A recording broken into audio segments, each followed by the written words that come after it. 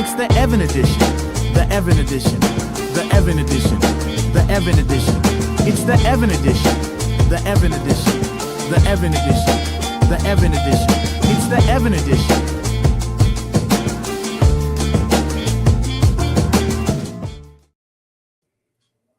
Welcome back to the Evan edition, where we talk movies, TV, comics, pop culture, and everything in between. I am your host, Evan Bernstein, and joining me today is Kenny Sparks from, it could be Kenny. It could be whatever. Yeah, it could be whatever. It could be movies, could be wrestling, could be games. It could be whatever. And that's what we're here to talk about. And I could not wait to get into all this fun stuff with you. But before we get into that, how have you been, my friend? I have been on the mend. If you know the classic meme clip, I got bronchitis. That is essentially how I've been living for the past. Oh, bronchitis got you again. It froze. Am I alive? Yeah. Okay, you're good. I've been alive. Am I alive? I've been alive and trying to live for a normal life for the past 2 weeks. I was stone cold dead in bed for the first week, and this past week, I still haven't been able to make it back into the work office, but I've been working from home-ish, and I'm still kind of like sluggish. But a great sign that I'm nearly back. I've seen 2 movies in the theater this weekend, so it's a good sign, if anything. That's fantastic. And we're going to get into, I know we're definitely going to get into the drama before we start, but a little bit of housekeeping, if you will, before we get into this fun stuff. So one, if you guys didn't see it, I had a great interview last week with Megan Fitzmartin, a staff writer on CW's Supernatural, and also a DC Comics writer, and also the creator of Peggy Sue. It was a fantastic interview. We talked about so many awesome things about being a creative in the space, working her way up from assistant on the show to full-time staff writer on the last couple of seasons. She was a big part of Tim Drake's Robin coming out as bisexual in the comics, which was a really big deal in pop culture history.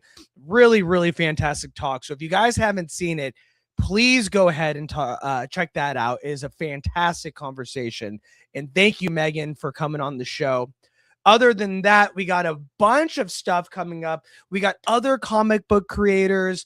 We got voice actors coming on the show later in May. So please be here, be along for the journey.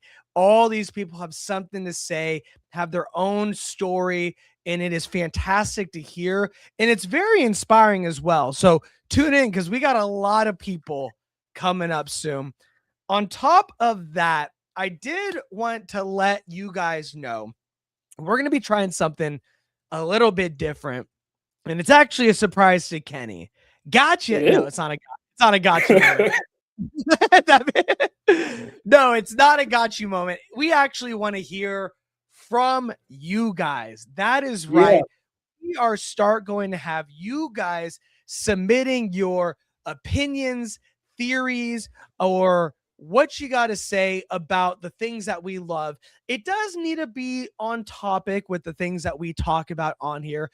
It does need to be respectful, but share your passion and hit me up and send it in. A video would be preferred, about 45 seconds max. We gotta, conserve time.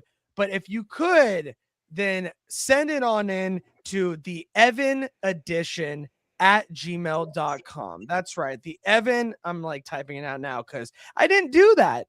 The Evan edition at gmail.com. And I think it would be awesome to hear from you guys and get you on the show in some kind of capacity. We have one tonight that was submitted by a friend of the show that we are going to share during one of the Daredevil segment. So I can't wait for that. But if you have a thought, theory, or opinion, send in your video to the Evan Edition at gmail.com. And if appropriate and if on topic, we will play it on the show. So just wanted to say that as well. Nice. We got a lot Love going it. on. We got a lot going on. And I will be going on vacation for 2 weeks starting on Thursday. So I will be, scheduling some shorts to go out every other day or so.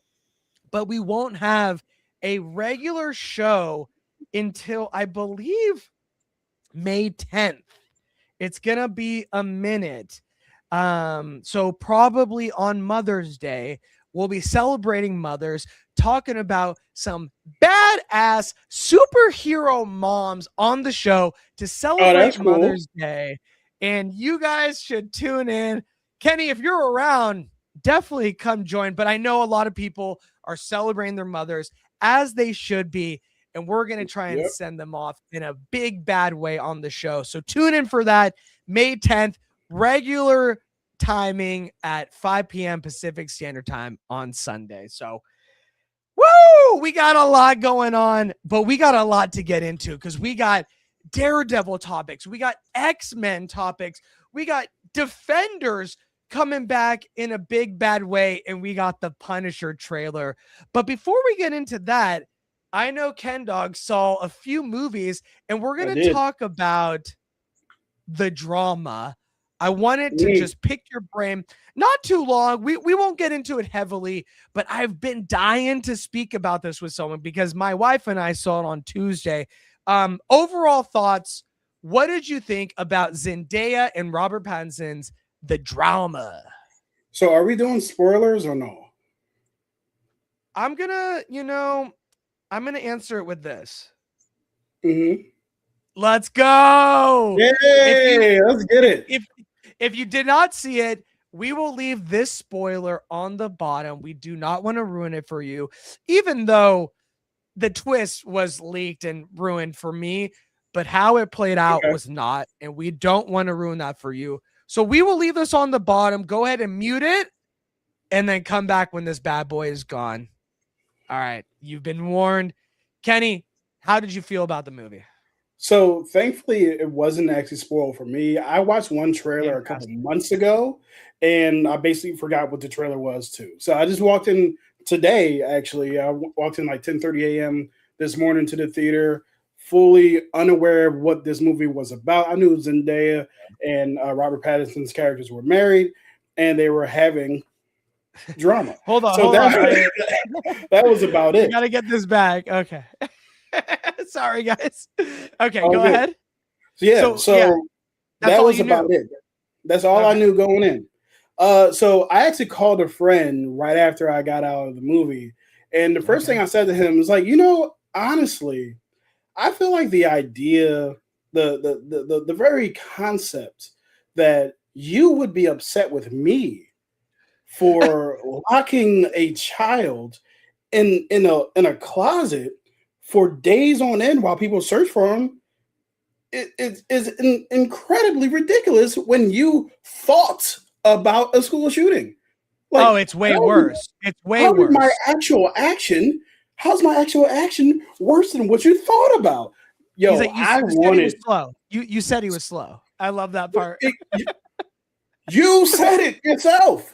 You did this. So anyway, hilarious. I love this movie. I thought it was a great conversation on the hypocrisy of human beings. I thought it was a great conversation on just this general idea of how we hold people to standards that we will never meet, and how things that how people take on, let's say, causes that quite literally have nothing to do with them. Not saying that taking up a cause for a community that's not your own isn't a good thing, but what I am saying is, I had a cousin who was shot, so how could you think about doing that?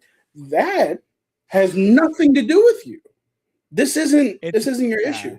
So it's very Karen. Yeah, it's Karenisms. Like, it's very Karen. It was the most Karen thing I've quite literally ever seen. And then for her, the way that the story develops and we get deeper into these characters, I was really enjoying the depth of the flaws of all of these characters. And I have not a hot take. I don't think it's a hot take at all.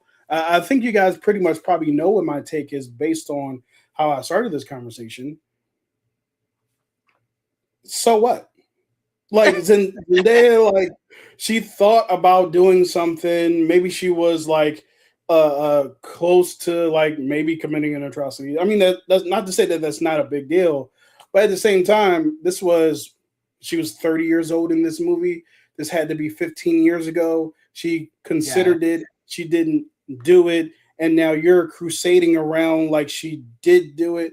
And the whole time I'm like, at the end of the day, like, what are we talking about? So, not the movie itself, but the pearl clutching of the characters around her. The characters who quite literally all shared horrendous things that they did. Even when you think, I'm going to let you talk, I've been filibustering. Even when you think about like how they swept over Robert Pattinson's character, saying, "Oh, I cyber move away." You froze again. Oh, my bad. Yeah, even the idea that they swept under the rug that Robert Pattinson's character cyberbullied someone so bad that they actually had to move away. And it's kind of like, I mean, you know, who's to say it was actually you? It was like all of this is kind of like, really, Zendaya is the person who you guys are pointing to. All of you guys actually did it. Putting your significant other in front of the dog so that it doesn't bite you. All you guys actually did it. And Zendaya is the person that you're appalled at? Insanity. But that's human beings. Something you actually just popped into my head.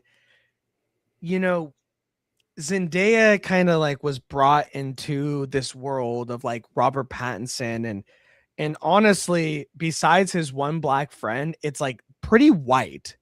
You know what I mean? Do you think the director and writer of this, it's the same person, Christopher Borgli, do you think that he purposely made Rachel, the Karen one who locked the person, that her husband is black so that, because if it was white, it would seem like they're just ganging up on the one black person in the group.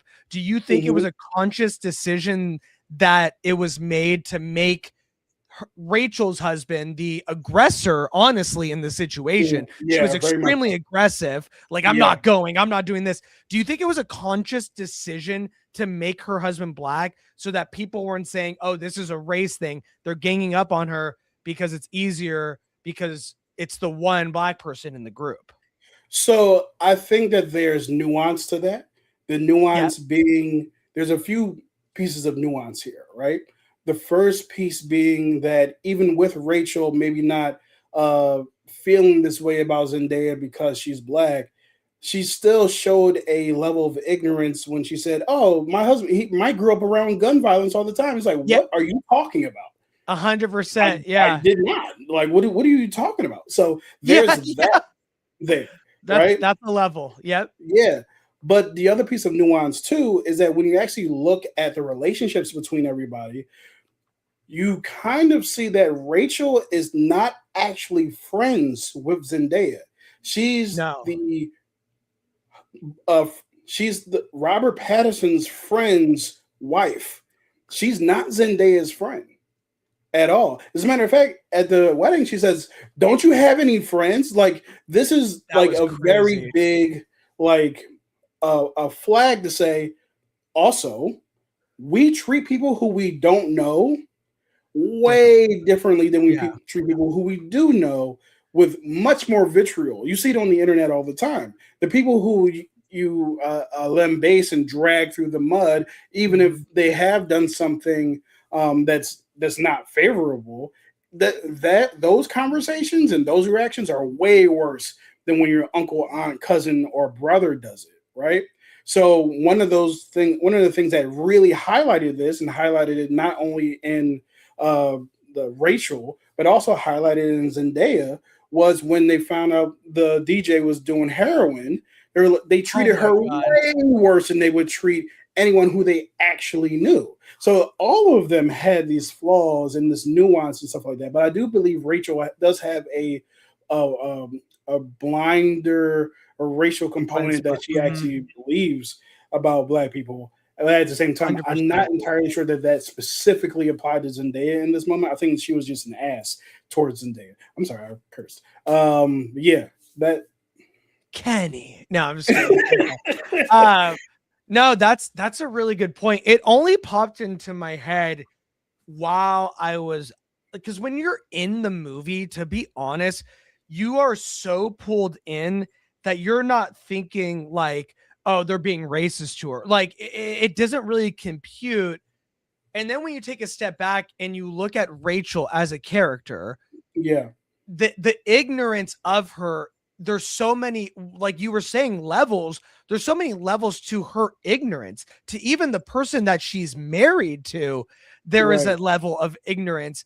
And so it was kind of crazy to see the layers of the movie kind of pull you in a way where like you are so on the edge of your seat, like what's going to happen next, that it takes some time to like sit with these themes and take a step back and really understand like what is going on. Even like I mean, you really hit the nail on the head. Like even when it came down to like catching the DJ, like doing heroin, at first it felt like such a random thing, but the symbolism of the judgment and the accusation and the punishment of it, of firing her for it, it's Right. all a metaphor for cancel culture, which is Yeah. really what this movie is about. A big theme of it is the cancel culture that we live in today, where we are so quick to judge people and cancel them. We don't ask any questions. Yeah. Rachel didn't say, tell me more. Were you bullied? Like, were you great? Like, there was moments where she said, oh, like, she was so caught off guard and she was drunk, Zendaya at the time. She was like, oh, like, someone said this to me about my hair or hit my books out of my hand, like something like that. But Yeah. Rachel never was like, let me like understand this more. Let me understand like where she was at, moving to a new school. There was no questions. It was all judgment and no curiosity.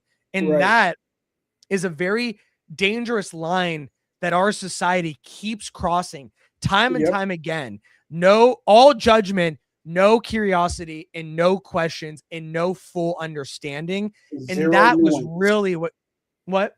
Zero nuance. There's no nuance. Zero nuance. No, it's black and white, and you can't be gray because that doesn't work in the narrative that we're trying to say here. Right. You know what I Yeah. mean?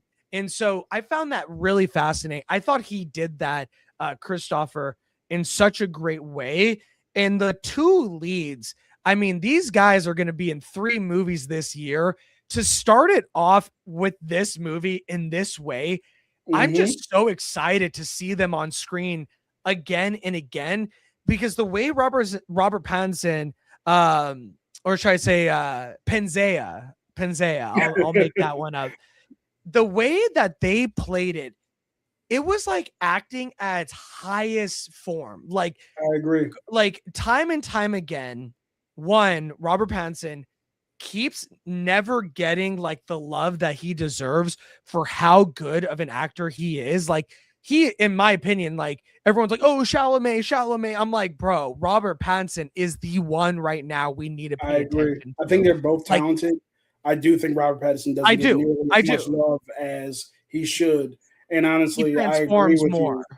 This Yeah. performance by Pattinson, to me, is better than anything that Chalamet did in the movie that he was Marty nominated for, Supreme. Marty Supreme, Yeah. which was not a bad movie. I'm not saying that at all. No, I However, didn't love it, but I thought his I didn't love performance it was either. good. It's not terrible.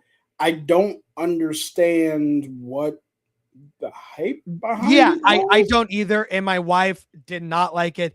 But let me Yeah. ask you, because this Hmm. is the way this stuff works. Right. What are the chances of Robert Pattinson getting nominated for this role?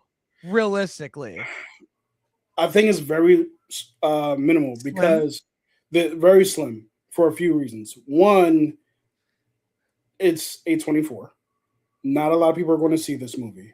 Hopefully, more people True. than normal do because it's actually a really good movie. Yeah, Not a lot of people are going to third see this highest movie. So third, just to chime in there, third highest grossing opening for A24 movie in their production history. So Oh, I stand corrected. I love that. Yeah. no. We'll see how it goes, but Yeah. great opening. Just to Yeah. add to what you're saying, great opening. Yeah, awesome. I want people to see this. It's really good. I want people to see this without knowing anything going in. But Yeah. it's April. The movie is so early in the year. By the end of the year, will the voters remember this particular movie? I know me and you will remember this movie because it has such an impact. But that's one of the things. Even last year, I felt like a much bigger movie by every metric. Sinners. I was like, I don't know if it's going to be nominated next year Right, because because it came it's in out March. in like It's March. March. So I was like, Yeah. man, this is really early. I know. I'm This sorry. I'm is a sorry. much.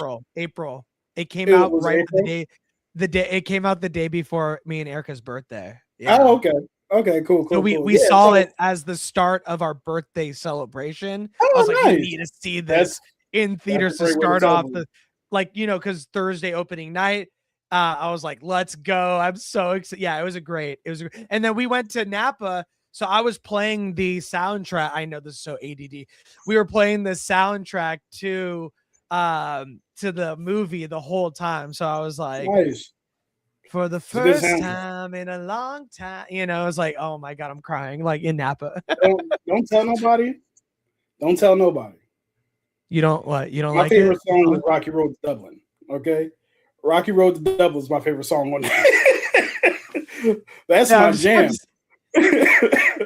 I mean, I was looking it up on, yeah. I do work with a woman from Ireland, and I was just telling her about the movie because she's not a big movie person, and I was like, but Mhm. the respect that they do pay towards Irish culture is actually like Ryan Coogler did his homework. Like he Yeah. really honored it in a way for a genre movie that most directors would not do. Sorry to cut you off. Yeah. No, it's totally agree. Introduced the history, gave it a meaningful backstory, gave Remick a meaningful backstory, never demonized the history. Oh yeah. It just was what it was. Like, this is the reason why I'm doing this. Okay, I get it.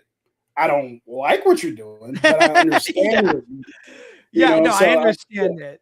It's so far from the drama. We're so far from the drama right now. You know right. what? Do you mind? I don't want to alienate any people that do it. Do you think we could finish up the drama without spoiling it?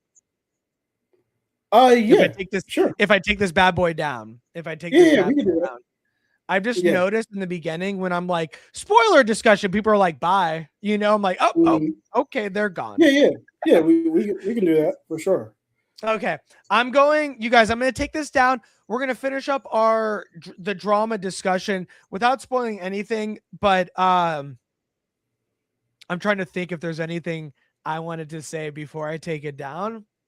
Yeah, I feel like I had one other thing, but I Let me cannot keep it up. remember Let me what that keep it was. up for a second until it Yeah. pops into your head, because I don't want to rush you off this topic, because it was just I'll just say this back to the acting portion of it. Mhm.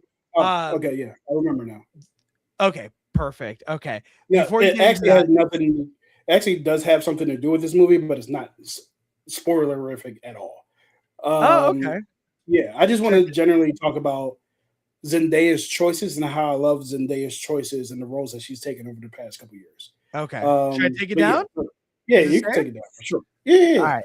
We're talking about the drama without spoilers, you guys, and then we will move into some geeky things. But I want to hear this because I guarantee I totally agree. And I'm like, Euphoria drops tonight, season 3. I can't wait to watch that. But I am getting like a healthy obsession with Zendaya's acting that like I really think she is one of them ones, and we are seeing like the rumblings of like what's up? Go ahead. You got it. I had no idea Euphoria was dropping tonight. Are you I serious? had no idea. I can't wait to watch it because I've watched all of it. I had no idea it dropped in. I was like, oh, wait, what? So yeah, I'm looking forward to it. I mean, her shoulders are just really hurting because she carried that series, and there is great actors like Jacob, even Maud Sorority, Apatow, like yeah. Angus, Cloud, Mm-hmm. RIP, Oakland. They're Yep. great, but I'm sorry, like she is on another level. And I Yeah. and we put it off for so long, and then the pandemic, we got into the whole thing, and Mm-hmm. I'm so Yeah, I'm glad hoping I they do did. like But a 10-minute, like a 5 to like 10-minute, catch like up. here's what happened before, because I remember, but I may not remember fully. We did a Yeah. rewatch not too long ago to get ready. But Mhm. let me know um how's Zendaya doing right now in her career.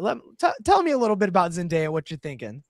Honestly, like, so one of the things I'm most impressed by with Zendaya is that typically when you see pop culture stars, because she's not just an actor, she's a pop culture star, right? Oh, Especially 100%. with young people, with young women, with young men. She's like this darling star, right? Yeah. Typically you don't see them in the types of roles that she takes, right? She's not taking any kind of safe role. You're You frozen. back? Yeah. Yeah, you're Yeah. back. Unless it's we're not seeing her in any kind of safe roles at all, unless she wants to do like Spider-Man movie, right? Which I wouldn't Right. even call safe. Like she put herself out there by doing that, and she made bank off that, right? And she met her husband off that, right? So It's so beautiful. she Yeah. she she won in all kinds of fashion. But when you Yeah. look at when you look at Malcolm and Marie, when you look at Challengers, now when you look at this I movie love that we're challengers. talking about right Dune. now, Dune. Dune, Even Dune Dune. Part 1 and 2, right? Because Yeah. she was a mirage in Part 1. So so Part 2, like she did really well in that as Chani. So when you look at the roles that she's taken, she's not taking these safe poppy like pop Mm-mm. culture roles or what have you. She's literally taking these, no pun intended, challenging roles where she gets Yeah. to show a range of humanity. There's another actress from Euphoria who has taken some challenging roles, but He does. maybe seen as someone who is like, oh, that's you're staying within your wheelhouse. That's interesting. So, but when you talk about Zendaya, she's actually like really stretching, right? And I think that she succeeded in Fearless. everything that she's done. Fearless. Yeah, Mhm.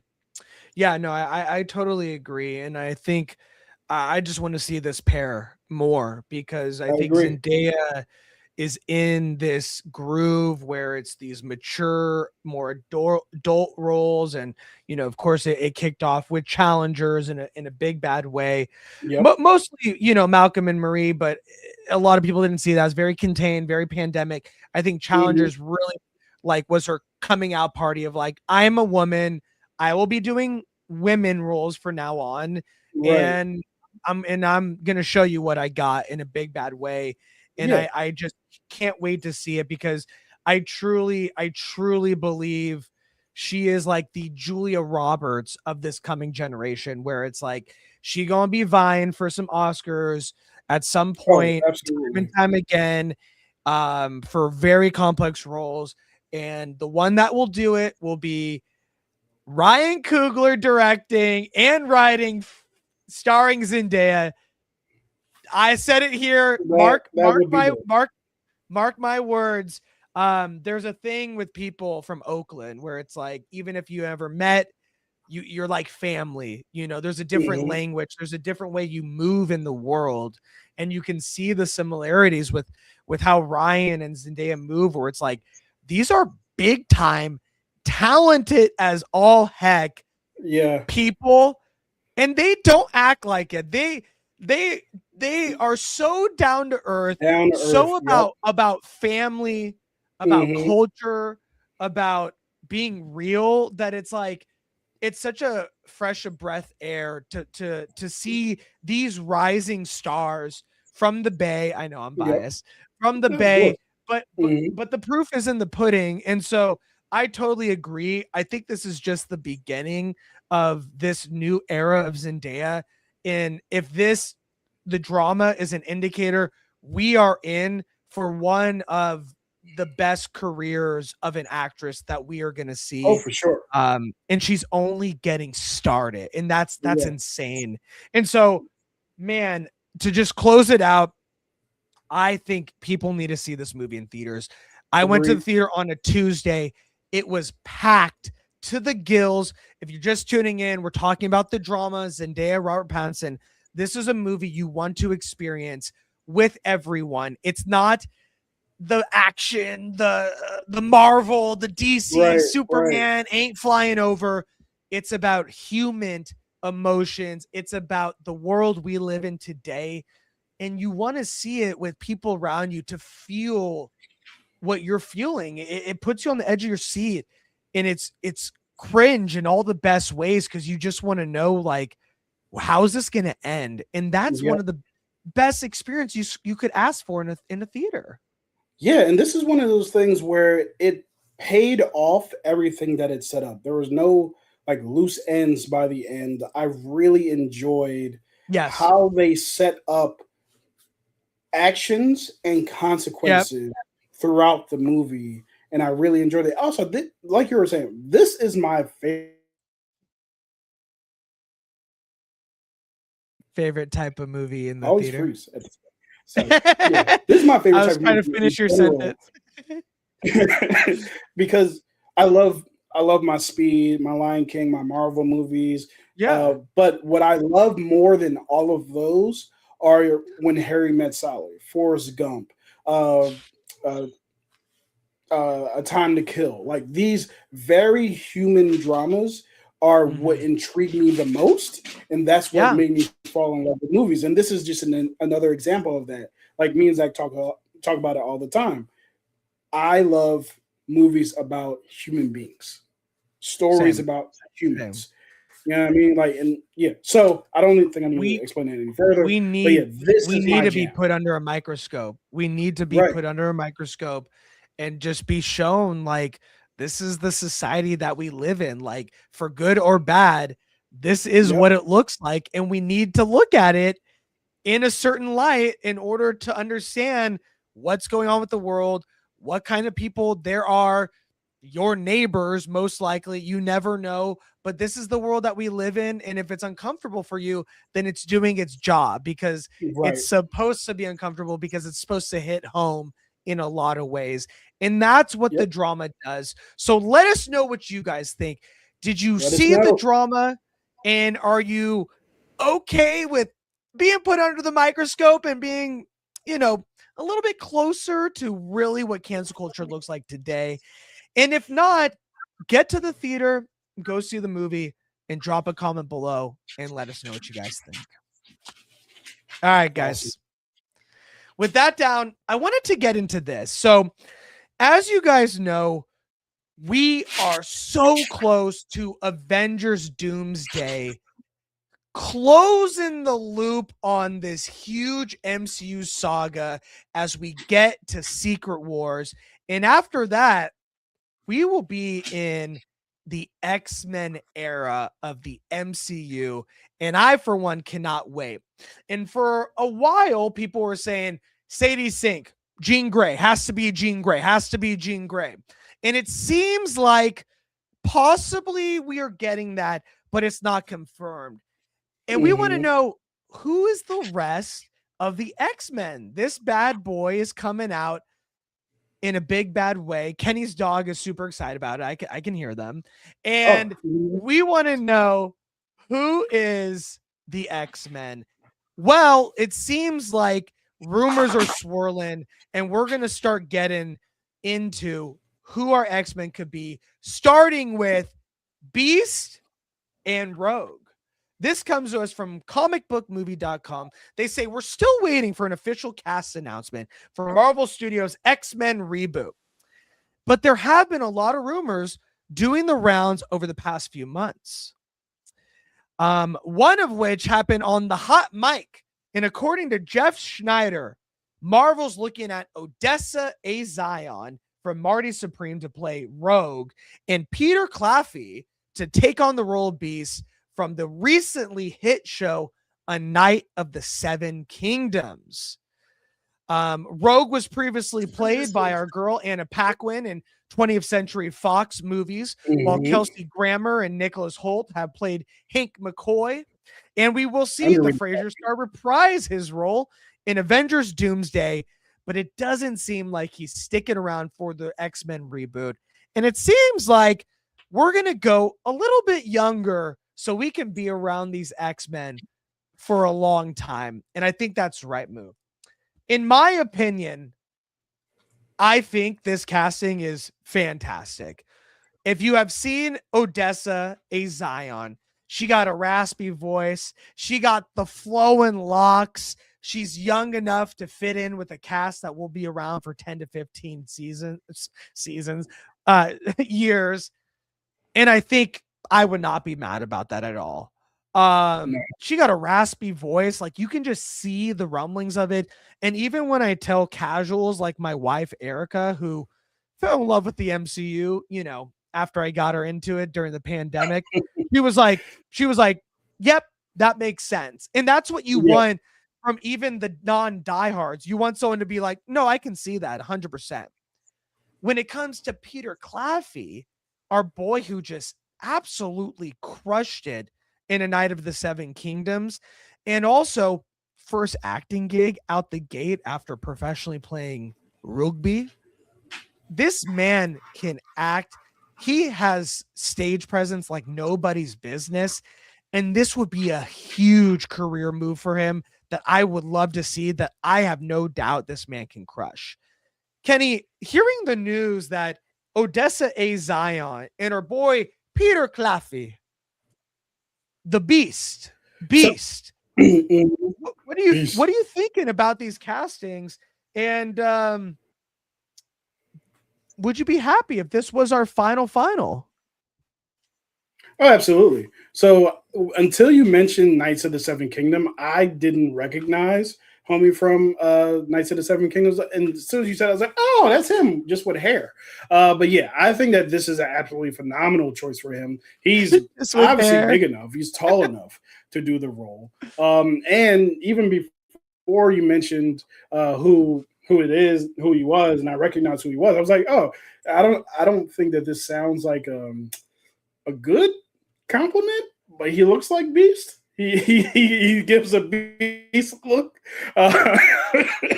So yeah, he looks like he fits the role.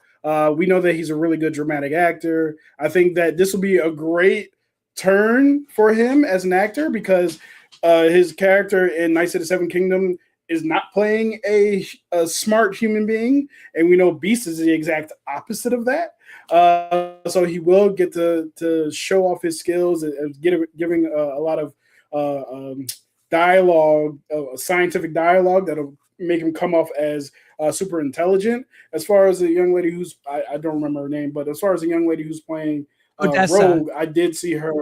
Odessa, yeah, I did see her in Marty Supreme, and I think she clearly has the look, right? So she looks exactly like Rogue, just, color her hair white, partially white, and you got it. I think that she would really fit into that, like you mentioned, with the raspy voice and everything like that. She has Rogue, the character, and the character who most of us grew up with the 90s cartoon version.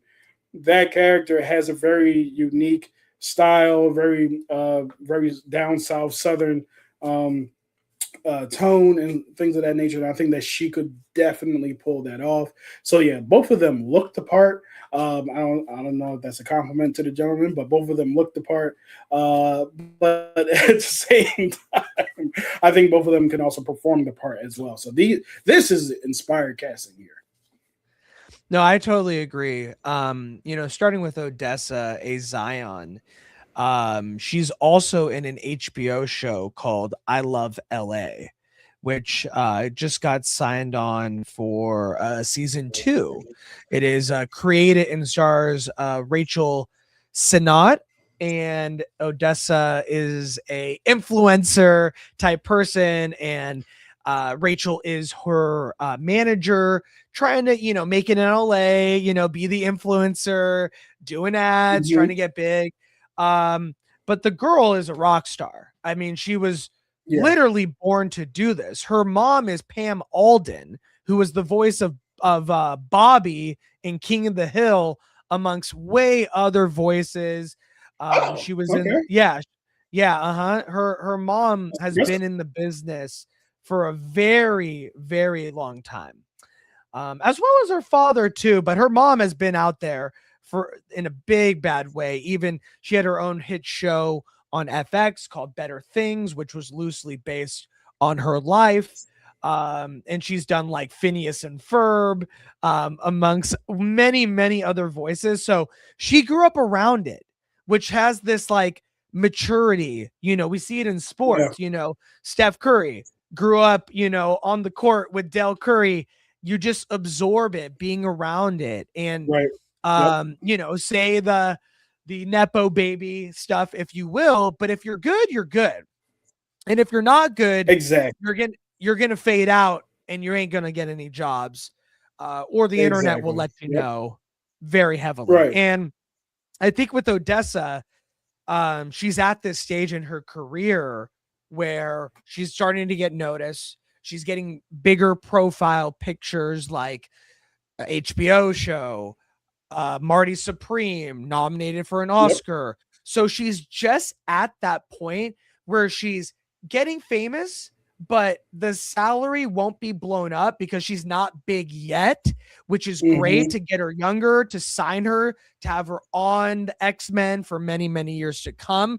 So I think not only is she at the age, but she's also at the point in her career where you can get her. She has the talent, and she will continue to grow as an actress as she grows as Rogue throughout the saga of the X-Men that we'll see.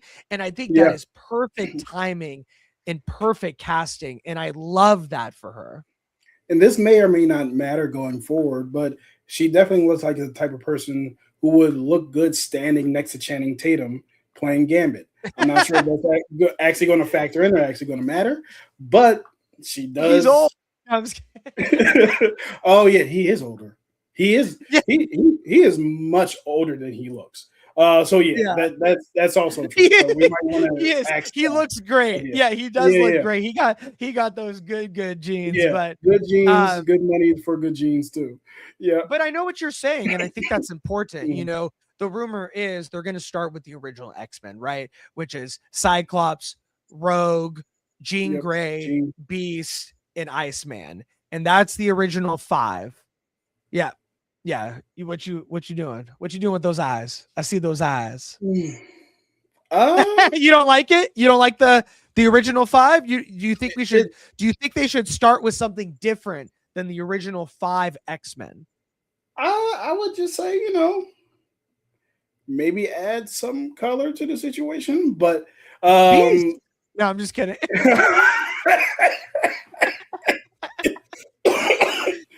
oh, yo, that's hilarious. But yeah, the first person I think of when I think of the X-Men, besides Cyclops and Wolverine, the first person literally is Storm. Like without Storm, I'm kind of like, Oh, what are we doing here? What are we that's a doing good without point. Storm? That is a Yeah. good point. I do because we're gonna go younger with Black Panther, which I think is the move with their son. Hmm. I do want to see Storm introduced as a younger woman, girl, younger woman becoming a Yeah, yeah. woman Hmm. of coming in Black Panther 3. I really Yeah. think you need to make that connection, and you need to make it now while Ryan Coogler is at the helm still, Hmm. because he will do Storm justice. And that relationship between T'Challa and Storm was just so infamous and so epic. It's the Yep. first black marriage in comic book history. Correct me if I'm wrong, chat, but I believe I'm not. But it was just such an infamous relationship, and it was so powerful the way that it was played in the comics. You can't not do that. So I really think that's the way to do it. Maybe it won't be a part of the original 5 X-Men, but you Yeah. introduce her in Black Panther 3, and then we see her in the new X-Men, the second movie. You know what I mean? But Yeah. I do see what you mean. What do you And think that they could cast they Iceman can. as a black man? Black Oh man, Iceman. Yeah. no, no, and nor would I want them to. Iceman has enough uh, adversity going for him being gay. So I don't think that you necessarily need to Ooh, like would that's I be true. upset if they cast Iceman as black? No. But like I That is do think true. that Iceman being gay, and that may not even come up in the first movie, which I'm sure that it should and it would because there's enough smart fans who will let casuals know that this is what it is that they'll Like this will actually be, have yeah, yeah, this will that be they have part of to his adjust. journey. Yeah. With and with that being said, I don't know if you can sell an all white X-Men team. At this Especially point, with yeah, I don't know if you can do that, especially given what the X-Men are an analogy for. You could get away with that in the 70s because you had to, but hmm I don't know if you can get away with that now, especially with everything that we know now and knowing that you don't have to start from the beginning. The Fantastic Four proved that. It was like, oh, this is how that happened. Let's fast forward to Galactus. So you don't necessarily have to start from the start. You know what I mean? Like you have the that's original true. team. Also, you don't have to stick to the same team, even if you can want to stick to the same team, of course. But yeah, you don't Uh-oh. Uh-oh. is Think and despite what unfortunately they wrote you into the cut out MCU, the there. MCU is not. Oh, sorry. I was saying I think one of the benefits of having the MCU, and unfortunately they did write this into it. The MCU is not the 616. You can quite literally do whatever you want. So if you want to make those changes 100%. in a respectful manner, you can absolutely do that. I've always said this, and I will continue to say this. just just just cut you off right when you I clicked on the wrong Sorry, stage. Sorry, what were you saying? all good, all good. I've always said this, and I will continue to say this. There is no such thing as a comic book accurate comic book movie. There has never been one. And people are like to point out, oh, what about Watchmen? There are scenes that are different in Watchmen. There's never been a word for word, line by line, comic book accurate comic book movie. As a matter of fact, the comic books aren't faithful to the comic books. So I'm not sure why people are so hell bent on the movies being faithful to something Yeah, that that's changes interesting. constantly. So this is a medium that changes constantly. It's called a Yeah. retcon for a reason. So yeah, No, I agree. I do think we need to get more color in there. It is yeah, becoming very 2000s X-Men, and there's so many great black characters in the X-Men lore that you can yeah, use. I mean, I got my little Bishop toy from when I was like 4. I still got it, little yeah. diecast character.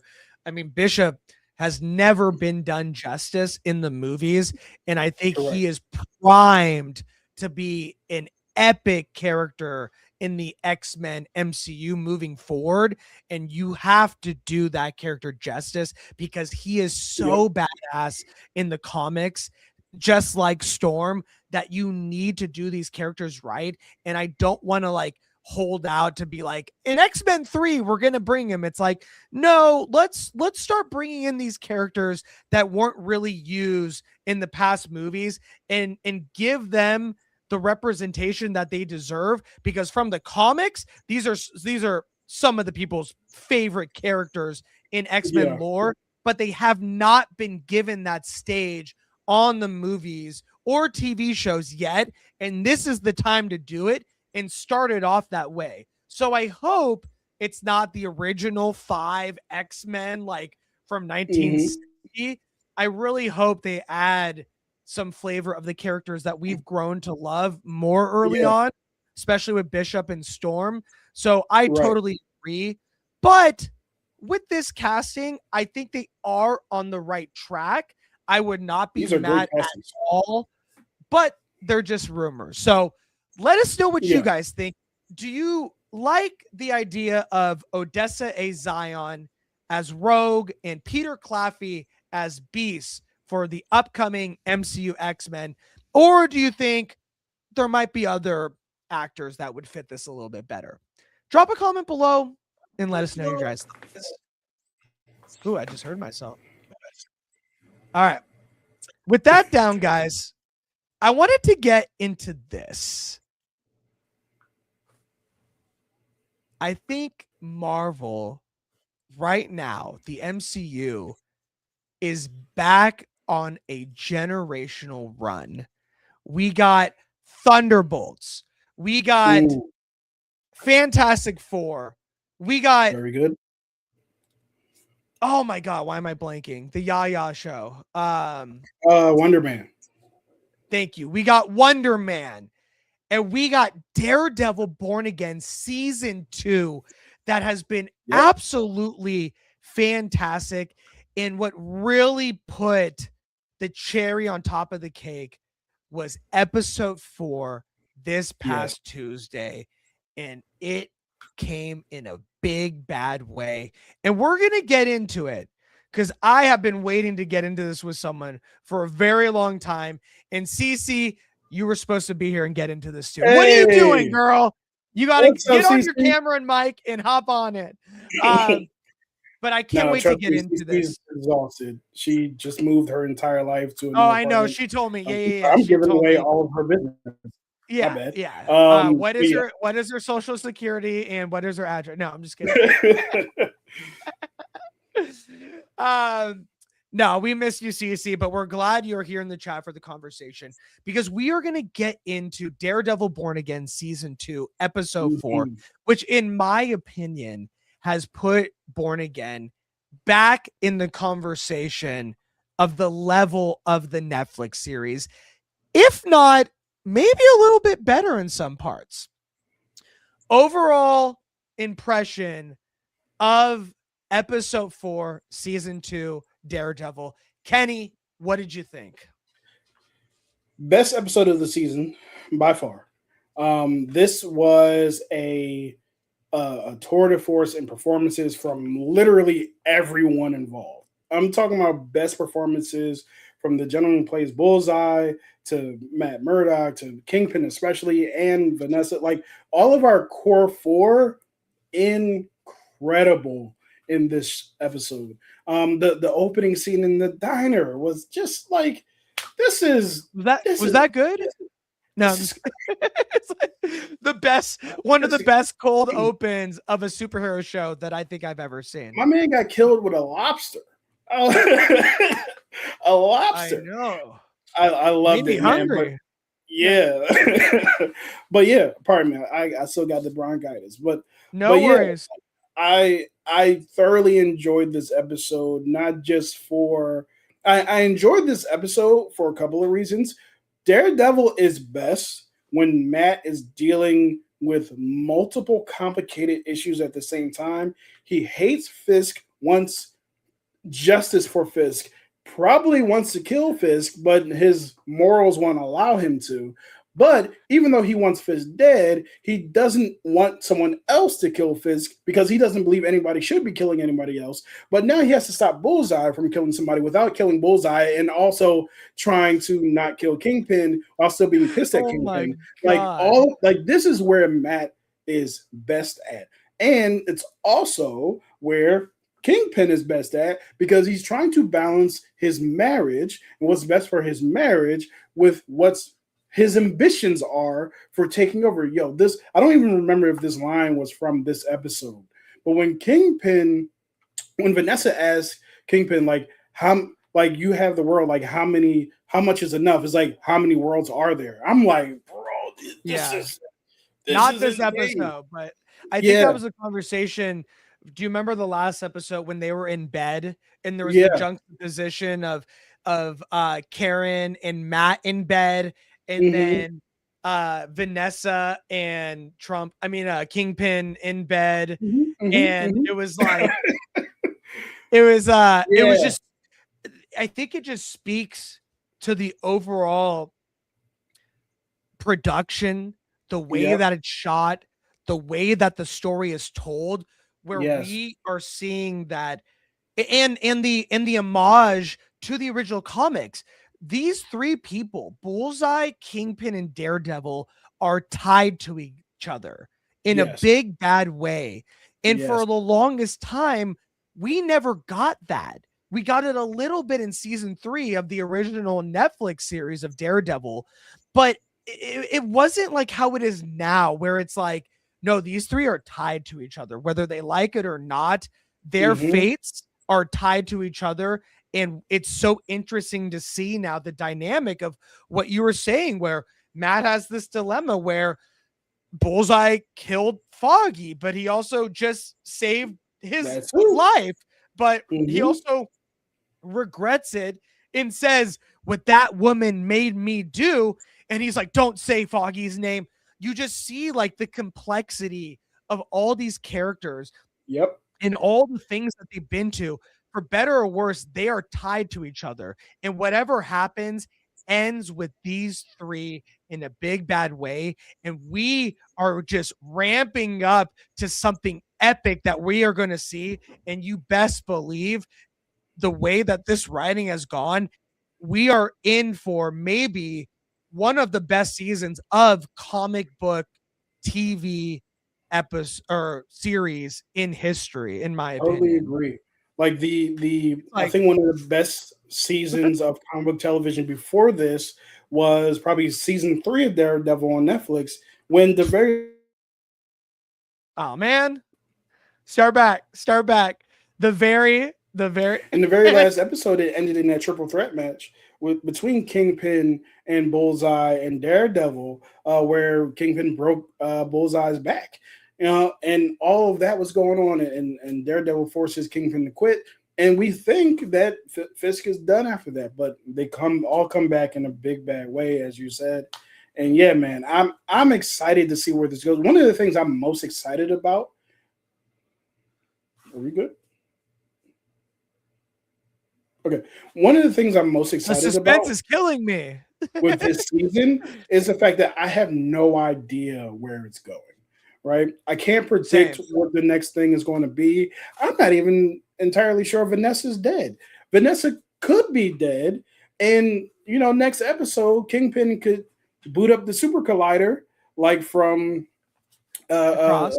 into the Spider Verse and try to go get another Vanessa. We don't know what's happening, so I'm really excited to see what the next step in this is. And I think my only trepidation in wondering whether or not this is leading to a death is because the last thing that we saw Vanessa talking about was The her mayor. possibly running for mayor. Oh, I'm sorry. So I'm I'm sorry. It kind of was like, to the governor. To the governor. She was yeah, to the like, I'll do governor, it. She was like, I'll do it for you because I believe in right? you. But that's the only reason why. And now, if And like, she's out of the picture, you don't have yeah, the governor's backing. It can domino affect Kingpin's whole operation of what he's going to use Red Hook for. So yep, it's just such master storytelling that everything is connected. And if a yep, domino goes down, we are going to see the ripple effects of that.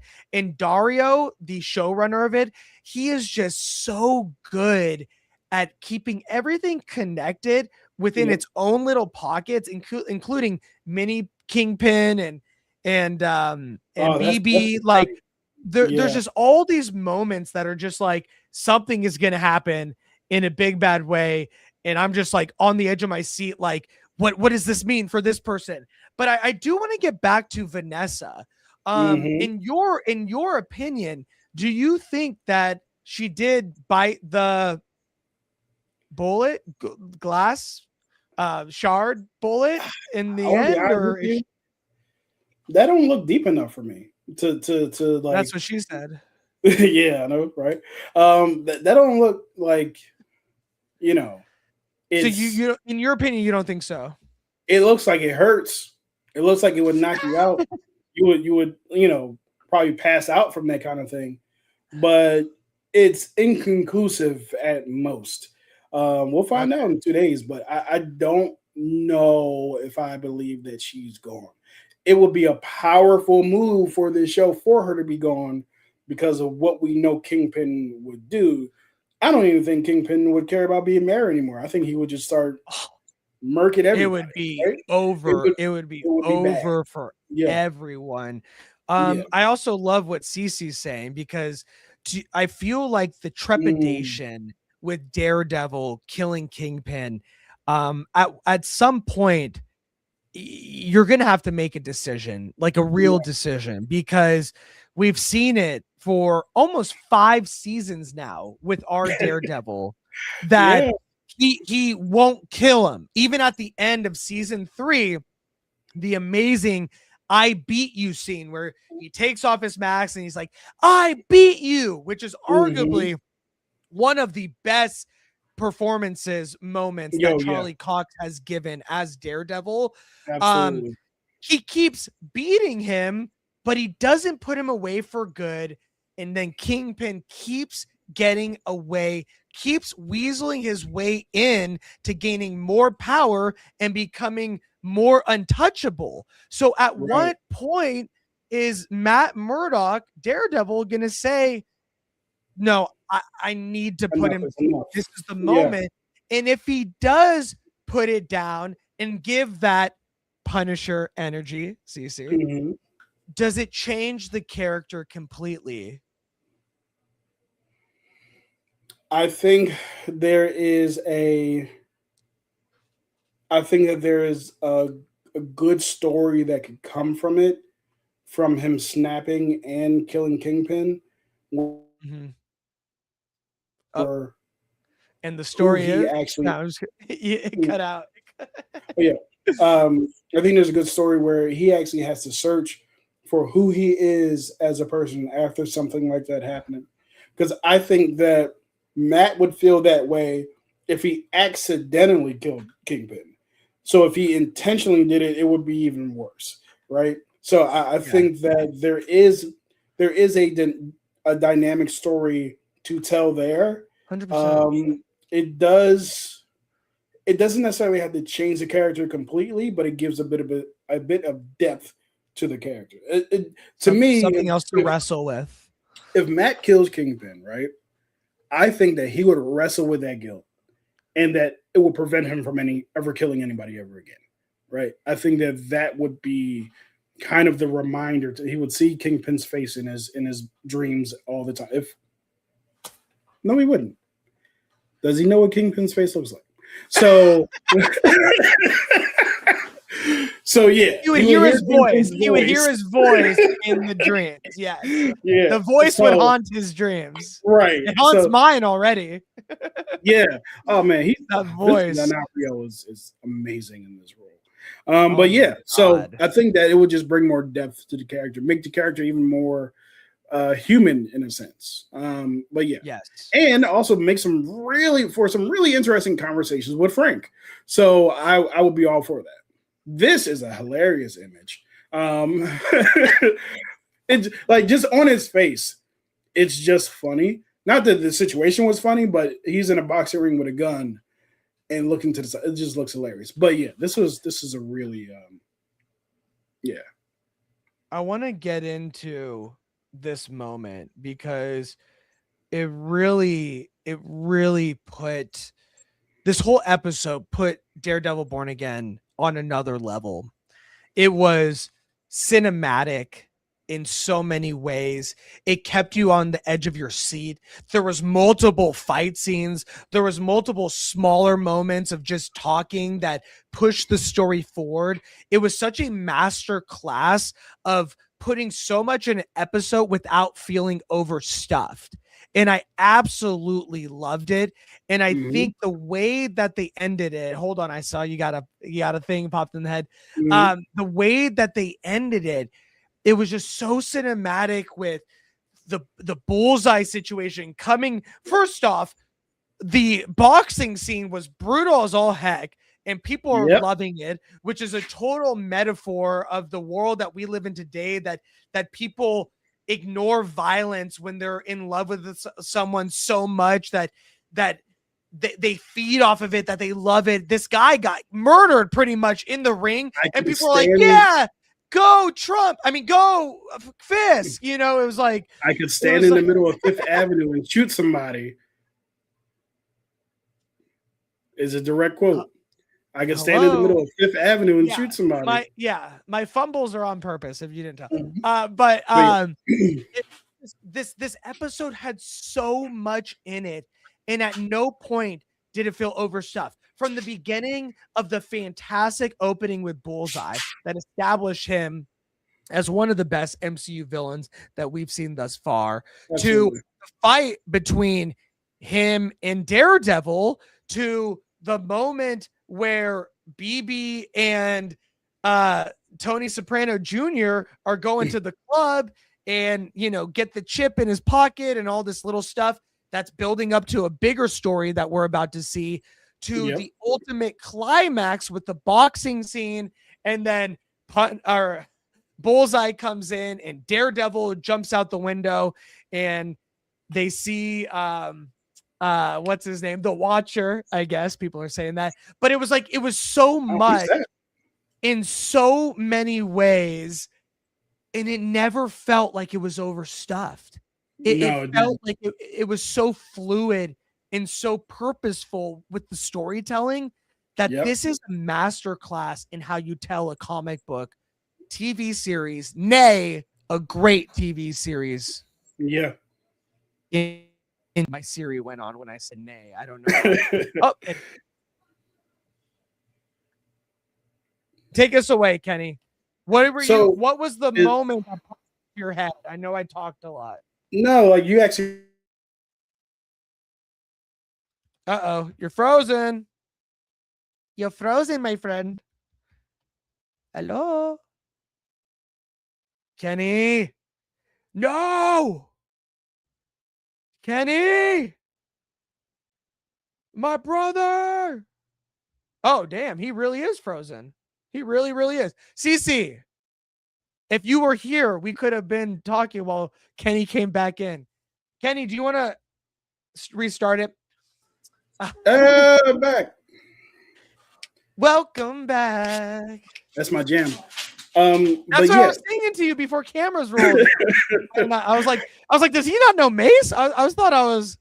Do I not know Mace? Mace was my favorite. Anyway, but yeah, so what you were saying, you actually brought it up with the brutality of the boxing match and how people were cheering it on, and I'm looking at it like this is young man. Not now. This is brutal. Like I was like, you see the blood splatter, the blood is getting into the crowd. People are still cheering. BB sitting there like, y'all don't see this? Y'all don't see this? As well as we were all BB. Right. We're all BB. We're all the young lady who works for him. I forget what her name is, but like one of the assistants that he has, the political assistants, she was also looking around like, oh, all these people are clapping. Sheila, yeah. So and it just becomes more and more brutal. He beats a man, maybe to death, shoots somebody, and now we need to see what the repercussions are, because also Vanessa is possibly dead. There's so much set up here for potential issues. And on top of that, you have a vigilante, Daredevil, running through this entire event, fighting against Bullseye, even buffering his point even more, allowing him to twist that situation into something to get people on his side even more than they already were, right? Oh, yeah. So I'm really interested in seeing where all this goes, because there's so much, our favorite word, nuance to this situation. Also, is there, like, how many episodes is in the season? 8 or 4? 8. This is 8. A perfect midpoint. Perfect midpoint. Yeah. Exactly. Yep. As we mentioned in the beginning of this episode, we are going to have you guys, that's right, you guys be able to send in your takes, your theories, and your opinions, if it's related and respectful and appropriate, of course. Mm-hmm. And we have one that was sent in for this exact topic. Kenny, let's take a look at it and see what kind of theory we're messing with. Here we go. Let me know if you can hear it, okay? Mm-hmm. Are you ready? Yep. How's it going, guys? So I'm going to get right into it. I have a theory, all right? And in Daredevil Born Again Season 2, in the trailers and in the show, you hear Benjamin Poindexter, Bullseye, say that he wants to make things right? And in episode 1 or 2, Valentine DeFontaine, the leader of the New Avengers, aka the Thunderbolts, her name was dropped in the show. And it got me thinking, in '08 and '09, in the comic books, specifically the Dark Avengers comic books, Bullseye actually takes the mantle of Hawkeye. And the new Avengers, the Thunderbolts, is the MCU's adaptation of the Dark Avengers. So what if Wilson Bethel becomes our new Hawkeye? I don't know. Could happen. Ooh, thank you, Chris, for sending in that theory. And I do have to say that Bullseye is now on the scene in a big bad way. And all I can say is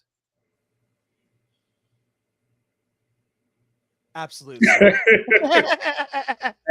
But we do have to give credit where credit is due.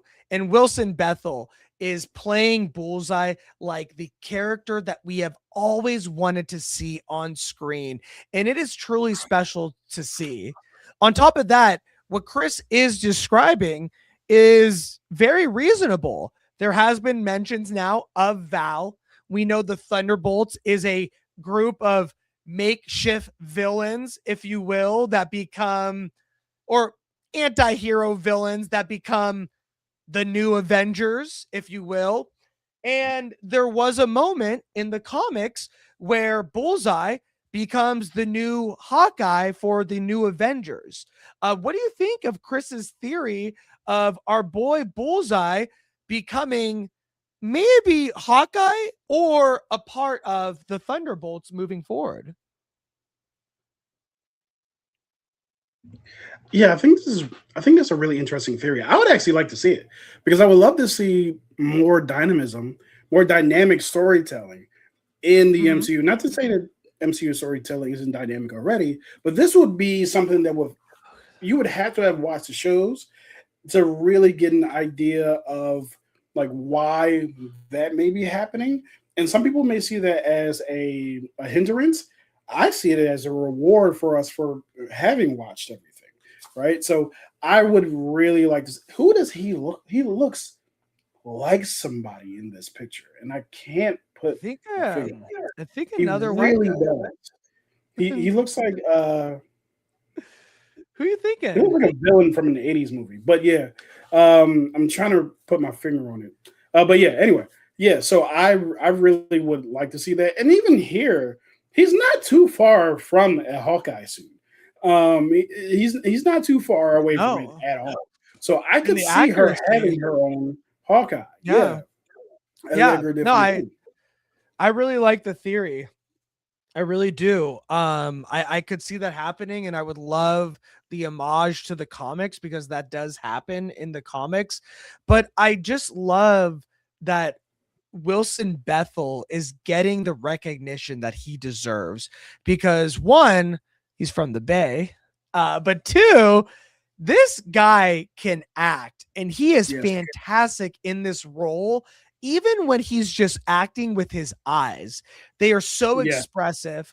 One of the biggest parts that stood out to me of Daredevil Born Again season 1 is the opening scene when they're in the stairwell and he's up at the stairwell and he's breathing and you can just see his eyes like really wide-eyed. It was just such an iconic shot for me. And I really can't see anyone else playing this role like Wilson Bethel plays Bullseye. He born to play Bullseye, and he is pulling it off so well that by the end of this series, he will be up there with one of them ones as one of the best villains that we have seen on big or small screen. And he is showing us why from this episode 100%. Agreed. I think some of us, I know Cece feels this way. I know I felt this way while watching it. Some of us may want Daredevil to kill Kingpin. I hope that he doesn't kill Bullseye because I want to see more of this character. I don't want more and more of this character. I don't want any of them to die because they're so great. But yeah, man, I think that he's such a dynamic character. And I think that he also has crossover potential. And what I mean by that, not just like in Thunderbolts, but he'd be a great Punisher villain. He'd be a great Spider-Man villain. Like he works so well against some. He would. Oh my God! Could you imagine a fight between him and Cap? Like Rogers. But yeah, like I would be ecstatic if we could see him interact with more characters outside of Hell's Kitchen. Yeah, But fight yeah, with and more characters. speaking, yeah, and I'm sure that you'll transition to this at some point. But with the Defenders kind of coming in, he might have some scenes with them Spoiler. as well. No, I'm just kidding. But yeah, No, so I'm looking he forward to needs the best, one of the best parts about Bullseye in the comics is that he always pops up everywhere. He's always like a thorn in someone's side at some point, namely Daredevil, which I think is great. So if you kill this character, that will be a huge mistake. Do not kill Bullseye, because right now you have the makings of one of the best villains that we've seen in Marvel in a very, very long time. And to have him pop up here and there and have him continue to be that thorn in somebody's side, I think it would be a very big missed opportunity if you just put the nail in the coffin and got rid of him. So do not get rid of Bullseye by any means, and pay Wilson Bethel everything that he deserves, because he has been doing this since like 2019, and he needs to be cast in more things because he is a fantastic actor. So that's what I got to say on the matter. But let us know what you guys think. Did you see? Oh, and before I say that, because this is the crux of the entire segment, I think it is very safe to say, after seeing Daredevil Born Again, season 2, episode 4, that this is now on the par of the original Netflix series Daredevil, if not doing things a bit better in some ways. They have a bigger budget. It looks more cinematic. The fight scenes look a little bit more crisp, a little bit more intentional, a little bit more epic, if you will. And I feel like we are getting the Daredevil TV series that we always wanted from the Netflix series, and just up-ramped it in a big, bad way. And this is exactly the type of show that the character Daredevil deserves. And so I just had to put that in there because I really think we're back. Yeah, I would say two things to that. One, it's a miracle that the show is even happening right now. How impossible is it that a show on a different network that was working for Netflix actually ends up on another platform with most of the same type of tone and everything.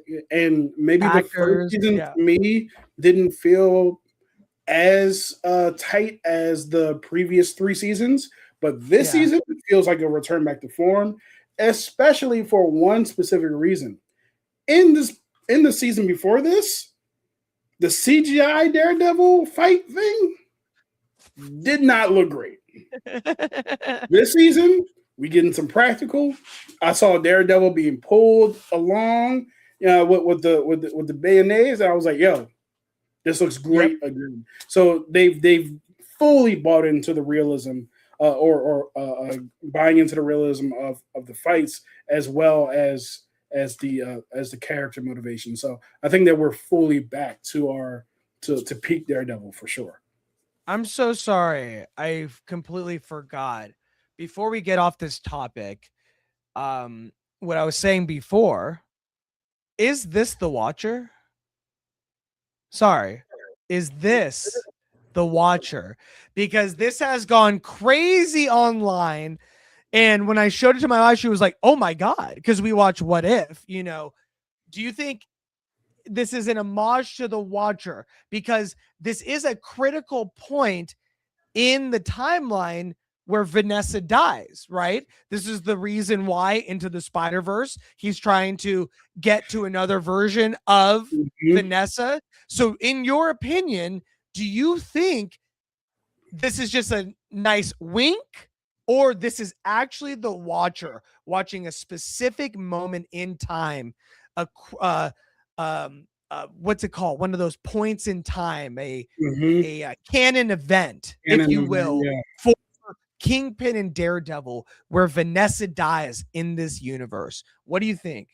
Kevin Feige would have to write me a handwritten letter notarized by Bob Iger himself to convince me that that's not the Watcher. Ooh, that's a yes. You see it? That's see the what- Watcher. Yeah. That's the Watcher. That's the Watcher, if you will. That is the Watcher. He's 100%. watching. For sure. He's watching. This is my first time seeing this image, and I'm like, I know when I see him, that's him. I see him watching. Yep. I see him That's watching. Yep. Somebody's watching me. Mhm. No Oh, doubt man. about it. Bring Jeffrey Wright into the MCU. Oh please. my gosh, yes. That He has to voice, show- that presence, you need that man in the MCU Yes. immediately in a non-animated project. Please. Yes. One of my favorite Ah. things is how they've incorporated the Watcher into things, and him just being Yes. like it brings a level of gravitas to any situation without him ever Yeah. having to say a word. It's like, oh shit, we're in for something. Like it's love going down. Yeah, and I love that. I love him. I love Yeah. it. I'm so glad I could show it to you on here. That's epic. That's All right, that's- guys. Let us know what you guys think. Do you think that Daredevil Born Again, episode 2, season 4, has now put this show on the same level as Netflix, if not better? And also, is that the Watcher? Drop a comment below and let us know your guys' thoughts. All right, guys. With that down, I wanted to get into this. I don't want to interrupt. Go ahead. I'm not sure if you can hear me. I can't see I you. can. I will Oh, say I can though, hear you. I can hear you and see you. you look great, man. Your camera when it's on, it's awesome. My camera when it's on, it looks pretty good. You're actually coming in perfect right now. Okay, I couldn't see you because it was doing the buffering thing. Okay. But yeah, my bad. I didn't know. It was No, you're looking. No, you're looking good. You're looking great, Yeah. bro. All right. There was a belief to bring a team of street level heroes together, put them on TV, streaming, and make the Avengers on streaming on Netflix. And that dream was called Marvel's The Defenders. And did that dream succeed? And we got the best team up show of all time? Not really, unfortunately. But it seems like we could possibly get a redo, as it is now being reported based off of this leaked photo that we are in for a Defenders reunion, as it has been spotted on the Daredevil Born Again season 3 set. This comes to us from Entertainment Weekly. They say Daredevil Born Again season 2 hasn't finished its run yet, but new photos have revealed the big new additions to season 3, which is currently filming in New York City. If you don't want to know anything about what's coming, we suggest you turn back now. But we want to know. And season 3 is telling us we will be in an all-out Defenders reunion. Mike Coulter and Finn Jones, who played Luke Cage and Danny Rand, respectively, on the original era of the live-action Marvel Netflix shows, were spotted filming in new Daredevil Born Again episodes with Kristen Ritter. Ritter is also set to first reprise her role of Jessica Jones later this season on Born Again Season 2. Entertainment Weekly reached out to representatives for Marvel Studios for comment, and they said this: we're not saying anything. This will be the first time all 4 of the OG Defenders of Hell's Kitchen, including Charlie Cox's Matt Murdock Daredevil, will share the screen together since the Netflix era. Coulter headlined the 2-season Netflix series Luke Cage from 2016 to 2018, and Jones's Iron Fist from 2017 to 2018. But it seems like we're getting the band back together in season 3 based on this suspicious photo that looks like it could be their next album cover. Kenny, I want to ask you, what do you think about this non-subtle photo? And what do you think about them finally reintroducing the full original Defenders back in season 3 of Daredevil Born Again? So is this a set photo or is it a official still from the next season? It's CGI. It's AI. No, I'm just kidding. No. It is on the set of them walking to go act, as you can.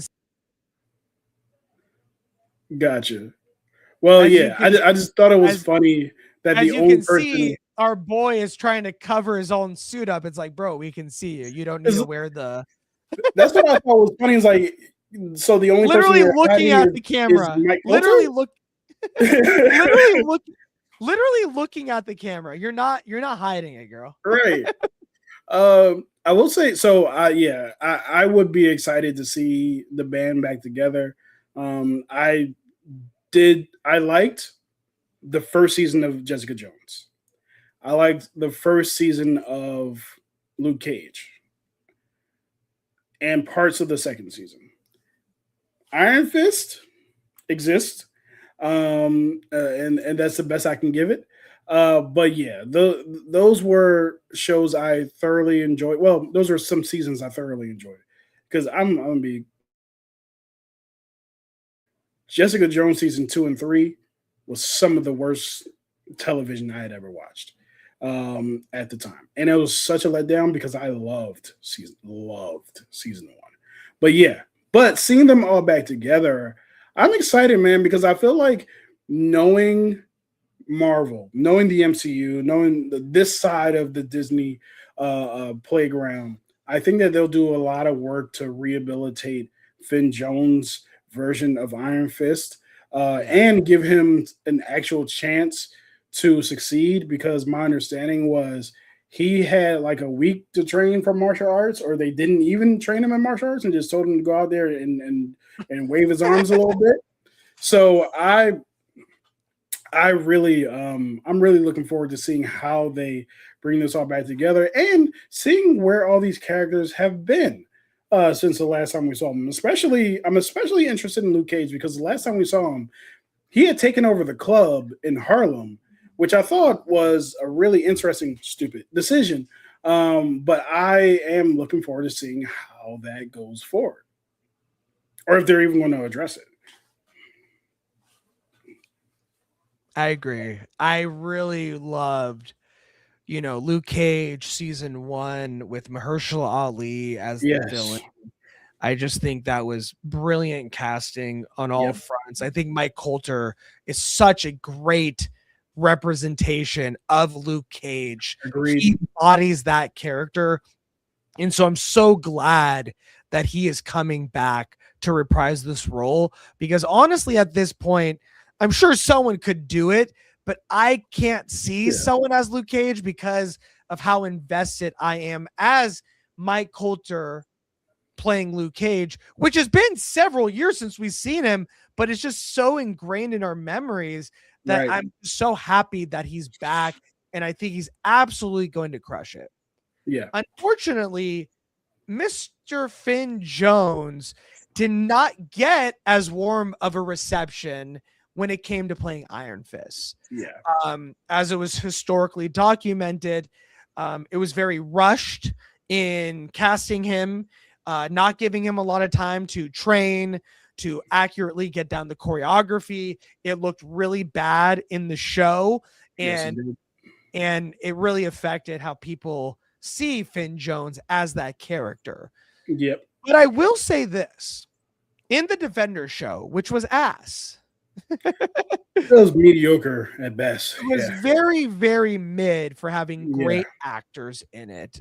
Even the great Sigourney Weaver as the main villain. I'll say this about the show first. So the original Defender series on Netflix was a huge missed opportunity. The show, the pacing of it, how long it took the characters to finally meet all of each other and team up, which was like by the end of episode 3, almost halfway through it, it just didn't really grab people the way you want a story to grab people when you have this big of an epic team up on the small screen. And that was a huge misstep for what could have been a really great mini series of the Defenders. That was the other problem. It was really short. Dude, why does my Siri keep going off? On top of that, I would say every scene that I saw in the Defenders where Luke Cage and Iron Fist were acting, I really enjoyed it. I thought these two have chemistry, and this is where you need to write the stories. You need a Heroes for Hire TV series starring Luke Cage and Iron Fist. The juxtaposition of these two, this rich white kid, this black, big, hulking man from Harlem, it's just these two people shouldn't work together. And there's so many differences between them, but the way that they find the connection between these two that come from completely different worlds speak so much to these two respective characters.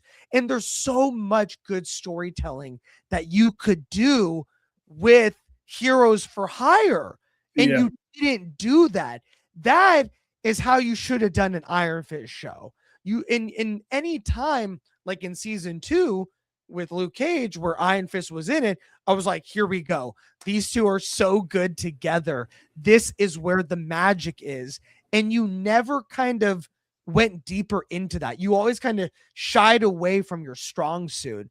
And so that is something that I really hope we get to see more of in a Defenders reunion, which is also Daredevil Born Again season 3. On top of that, I felt the same way. I really enjoyed season 1 of Jessica Jones. I thought it was groundbreaking in a lot of ways. It dealt with very heavy, very, very dark themes. And the villain, the Purple Man, was one of the best villains that we had seen, played by the great David Tennant, in a very long time. You killed him off. Villain. We didn't even get to see more of that. And I hear he might be coming back, and they might retcon that. And if you retcon him, you better retcon Mahershala, because that boy better come back in Luke Cage season 3 if that happens, because I thought he was fantastic. I thought that's difficult because last time we didn't like it. No, I'm just saying because last time we heard about Mahershala, he was trying to fight some vampires, so it might be hard to bring him back. That ain't happening, bro. That was like 7 years ago. Come on. It ain't happening. It's just move on, find a new show. Like, unfortunately, as much as I would love to see him, he should have never been killed off in the first place. Cottonmouth should have never been killed off. Cottonmouth was so good. Right after he never been killed off. He was great. One of the best intros to an episode ever. Oh, 100%. 100%. I mean, I just posted that scene of, where he's like, do you know why I have the Biggie poster? I saw that. Yeah. I love, he's just so good in that role. He eats it up. 2-time Oscar winner from Oakland. Yes, I want to ask you, how do you see the Defenders fitting into a season 3 of Daredevil? When you asked me that question, I got a little scared, because I do feel like Daredevil, the TV show, has a certain tone. I would like for them to come into the show without changing the tone of the show, because all of them are very different types of colorful characters. We're kind of used to Daredevil being the only person on screen with some kind of extraordinary powers. I don't even know if you can necessarily call Poindexter's skills powers. They're just like very sharp skills. So with with new characters, with new powers, and so on and so forth, you kind of fundamentally change the tone of the show. And we don't know how the season's going to end. This season could end with Kingpin in jail finally, or dead, or escape to some other island, or snatched up by the Watcher. I don't know why the Watcher would do that. He wouldn't do that. But like, we could see some very different things. I think Daredevil was weakest in the Netflix version when he was dealing with supernatural things like the Foot Clan and so on and so forth. Not that they shouldn't try to tackle that. The Hand. I'm sorry. I'm thinking turtles. They shouldn't. That's where they got it from. They shouldn't try to tackle that because that's a big part of it. But of him, or that's the other side of him. But it gives me trepidation because Daredevil is kind of one specific thing.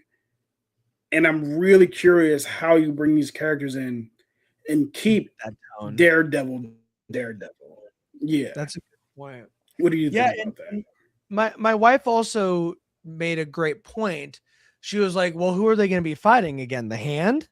And I was like, oh, that's interesting. Like, who will be the villain in season 3 of Born Again? Because it seems like we're going to wrap up the Daredevil Kingpin saga by the end of this season. And so because that's so epic, you need a even more epic villain that constitutes having to bring in the full team of the Defenders to go against. So I'm wondering, who is this villain going to be? Because it needs to be good, or you're going to lose the audience like that. Like, it's very fickle when it comes to this audience. They either love you or they'll tell you how much they hate you.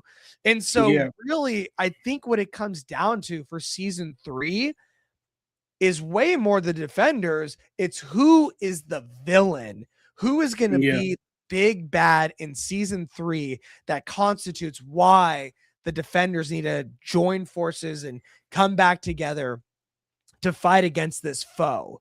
And I have no idea. I really don't. I have no idea. Do you have any idea, like, who the Defenders could be fighting in season 3? So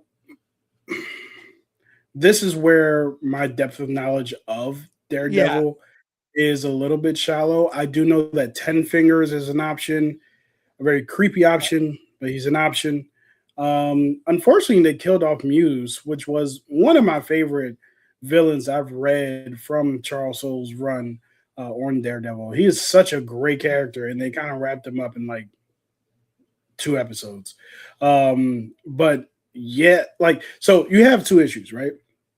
You got to find a villain that's worthy of them, but you also have to find a villain that is compelling enough for us to not want Kingpin back by the end of the 3rd episode.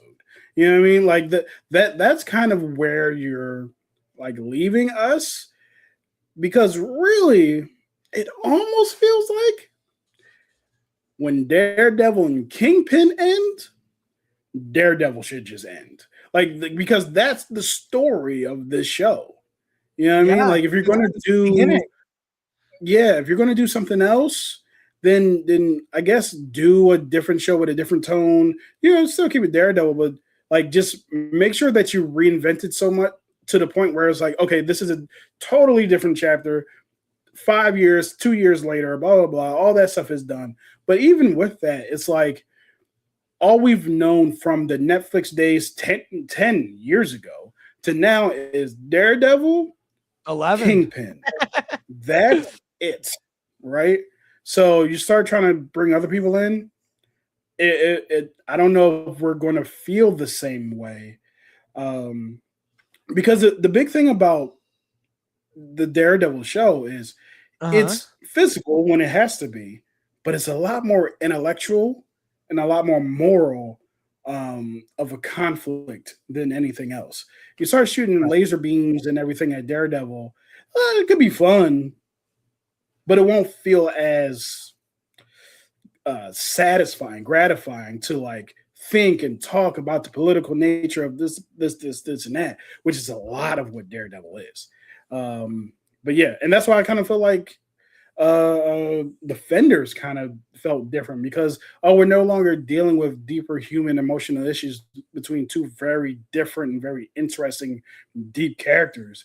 We're just fighting ninjas. That's why season 2 was kind of like, it's not bad. Wait. Season 2, when we were dealing with Frank and Daredevil, fantastic. that's kind of where we, felt great.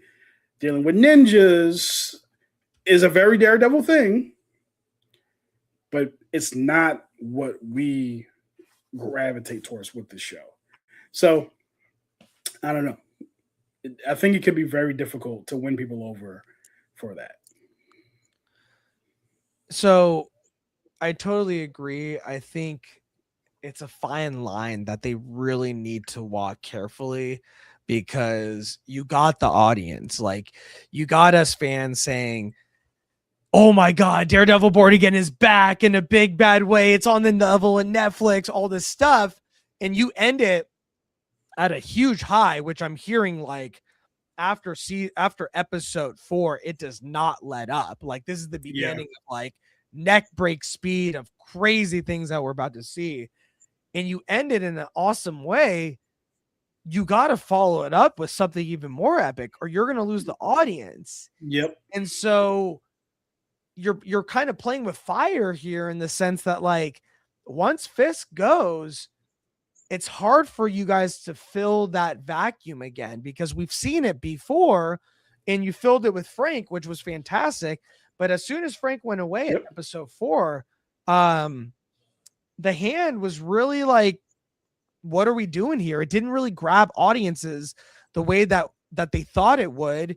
And it's now one of the lowest rated seasons of all 5 seasons of Daredevil, if you will. Who was even in charge of the Hands? Who was in charge of the Hand? I mean, I in the end, they were just running around. Sigourney Weaver in the end, right? Oh, right. In the Defenders. It was like the 5 fingers of the fist or whatever. But something else that I also noticed that people are talking about is there's on-set photos of Luke Cage. And historically, he's wearing the suit that he wears in the comics when he becomes mayor. And this is part of the Devil's Reign comic book run. And I thought that was quite interesting that, we see Fisk as mayor. Something happens. He doesn't become mayor anymore. In Spider-Man, we see Sheila giving Spider-Man the key to the city. So there's a transition there where Sheila maybe is an interim mayor. And then possibly in season 3, we see Luke Cage running for mayor. So there is some pieces that could fit organically that we could see into the story that would be quite interesting, in my opinion. On top of that, in Devil's Reign, and this event came out in 2021, after Wilson Fisk is defeated and forced to vacate his position as mayor, there is no real single villain who immediately takes over after Fisk. Rather, the city enters a period of like reconstruction under Luke Cage's vision for the city, and Fisk's criminal empire is passed in the comics to his son Butch, which is very different with what we've seen in the comic or in the show, where we have Buck as his right-hand man and Tony Soprano Jr. as maybe a version of Fisk, but it seems like that character has a little bit more heart. So I don't really see him taking over. While Fisk himself eventually attempts to live like a different life, like on an island, and we don't really see him again. So it seems like they're pulling pieces of it, but there's no true villain after Fisk goes away. And that could be a real problem for season 3. If you're just kind of making stuff up on the fly and being like, oh, well, this villain could be cool for the Defenders to go against, there's no real like purpose for that villain being in there. You're kind of just like shoehorning them in because you don't have anyone else. And that's what I don't want to see happen, because that's really where you can lose people with the story, because you don't have a plan once Fisk goes away. Yeah, I'm with you there. You can't have a anonymous villain. I think that we are. Hold on. I think that we're very used to Daredevil having a very clear purpose, a very clear enemy, and without that, it's kind of. I think Matt is less interesting without someone to challenge his moral compass. And I think like so the big thing about Daredevil, the TV show, Yeah, obviously, I've heard of it. is it's not it's not about the punching and kicking. The punching and kicking is cool when it gets there, but it's more about why the punching and kicking is happening. The So if we don't human have story. a good why, then we Mhm. don't care about the punching and kicking. Like it's like a movie I saw this past weekend, Super Mario Galaxy. There's a lot of stuff happening. I don't care about the why of it, so it's just happening. Just a lot of stuff happening, and that's what you want to avoid. And that's what the Defender season felt like. It just felt like a bunch of stuff is just kind of like happening. So I don't want to say that it's going to be bad. I'm not going to claim it. Oh, it's going to be terrible. But I am very interested in seeing what they do to make it interesting. I am really interested in this Luke Cage for mayor situation. I didn't read Devil's Reign. Mhm. It's frozen, Pretty good brother. reputation from my understanding. So I do Yeah, want to no, go no. back and check it out. For But yeah, for a new for a newer comic, I did hear, 2021. It's not that long ago. I did hear right. good things about that run, and that the story Mhm. was very compelling, and it did take the characters in a really cool direction. So I'm happy that they Yeah, are some things from that. Like, I think having Luke Cage, a superhero, a vigilante, if you will, right after Kingpin is hunting for vigilantes and then is find out to be, oh my God, a villain himself. Who would have thought? I think it's a right. cool way to have that juxtaposition and continue the story of the political pendulum swinging the opposite way and him getting nominated as mayor. I think that is fantastic. But you gotta Yeah. have a good villain to make season 3 worth it, because I really think Yeah. if you do, Born Again can go at least like 5 seasons, and that total Yeah. would be 8-season run for this Daredevil. That is That would be incredible. impressive. But they Yeah. need to do it, and for right now, I don't have doubt because of how good this season has been, but we've Yeah. seen it time again where once Fisk is out of the picture, the story kind of wanes a little bit and it doesn't feel as cohesive or as important. What's interesting to me, right? What will be really interesting to me about Luke Cage running for mayor and that being a part of the story is the response of the public to Luke Cage running for mayor, despite the fact that he is a formerly convicted felon who Yeah. turned into a super, and the juxtaposition between how they treat Luke Cage, who committed crimes back in the day, even though he was falsely accused, and Uh-huh. how they treated Kingpin, because there's a very real world narrative in how we treat certain people who are criminals or were professed to be criminals versus the way we treat other people who were professed to be criminals, and how we excuse some things. Oh, they were just trying to, those were false accusations, to seeing somebody else who wears, like, maybe they just wear a tan suit and everybody's like, oh my God, like, how could you do that? And there's a very huge juxtaposition between those two kinds of things based on the look of the person, despite one person being innocent, one person being not, but it's all about how you're perceived in the public. And I think that there's a really good story to try to tell with Luke Cage trying to achieve martyrdom. I don't know if that's the word, but trying to achieve that and the difficulties of that. I think that that's an interesting through line. I don't know if that's a Daredevil show or if that should just be a Luke Cage show, Cage. So Or special, yeah, Luke Cage special, like the I Punisher, love which stuff. Yeah, I love the idea of a special presentation. I think I those are like such great ideas to do a one shot. But yeah, Well, it's funny you mentioned that. Let mhm. us know what you guys think. Are you excited to see the Defenders back in Daredevil Born Again season 3? Or do you think that Marvel maybe should stay away from it because it wasn't adapted well when Netflix did it? Or is this their redemption arc and we're finally going to see the depiction of the Defenders that they deserve? Drop a comment below and let us know your guys' thoughts. All right, guys. With that down, let's get into this. Kenny already alluded to it, but we got a Punisher special on Mhm. Disney Plus coming. And there was some confusion. People were like, oh, I thought this was a movie. Oh, I thought this was a TV series. No, this is a one shot that they are finally bringing back to Disney Plus, which I think Love is a it. fantastic idea. And this Yes. bad boy was not only starring John Bernthal, but it was also written by him as well. Really? This, I didn't know that. yes, sir. This is co-written by John Bernthal. And this comes to us from our boys at Superhero Hype.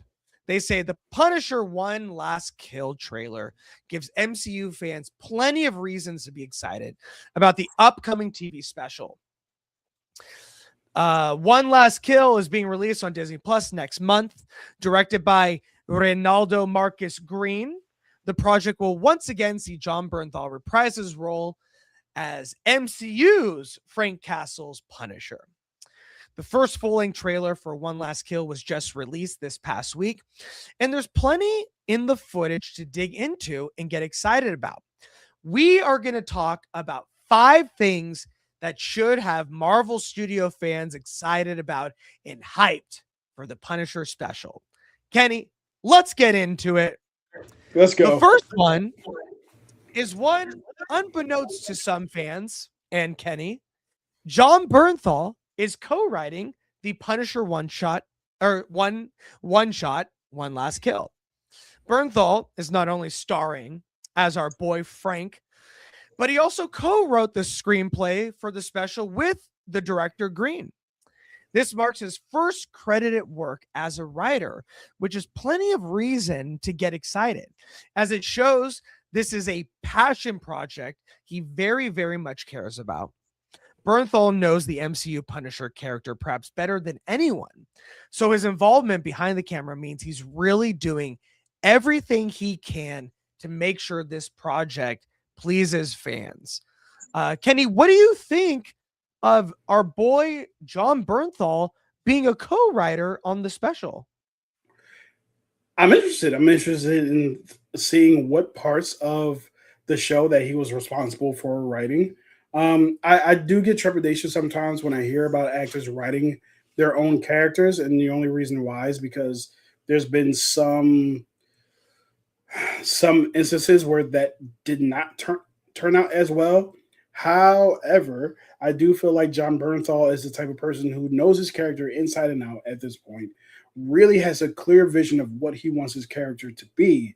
And because it's a one shot, a special presentation, there's not pressure to just write an entire episodic, like a 8 episode season, because that could be difficult. And I'm sure doing this isn't easy either. But I do feel like when you have, look, I just want to do one essentially short story, probably 40, 45 minutes long, maybe 50 minutes long, something of that nature. I do think that you have a better chance of writing something that is a little bit more tight, constrained, and gets to the point. That's why special presentations, I think, are the way to go, especially for some of our minor characters who will end up on Marvel TV. Like, these are the types of shows that they should do. So, for example, Moon Knight should have been a special presentation. It just should have been, right? Or a movie. Yeah, or a movie. Yeah. It's Oscar Isaac. Yeah. So some of those, honestly, I even feel like, what is Miss Marvel? Miss Marvel, a show I thoroughly enjoyed. Oh, I loved it. Could have been better as a special presentation because you could have got all that done in like Yeah, you could so have. yeah Yeah. yeah. Even though I really I did enjoy that show quite a bit. I really And yeah, did. so I'm excited to see what John Bernthal came up with or Co came up with, and yeah, I feel like I trust him more so than I trust someone like Me. what No, is that? You say Bane? oh no, I said me. No, but the person who plays Bane, who I can't my Oh, brain, Tom Hardy. Tom Hardy with Venom, because Right. whew, don't let him do that again. But yeah, so You're a loser, Eddie. yeah, but yeah, so yeah, Yeah. yeah, man. Yeah, I would say, well, I have a lot of things to say. One, I think our boy John Bernthal Ooh, ooh, I is like the that.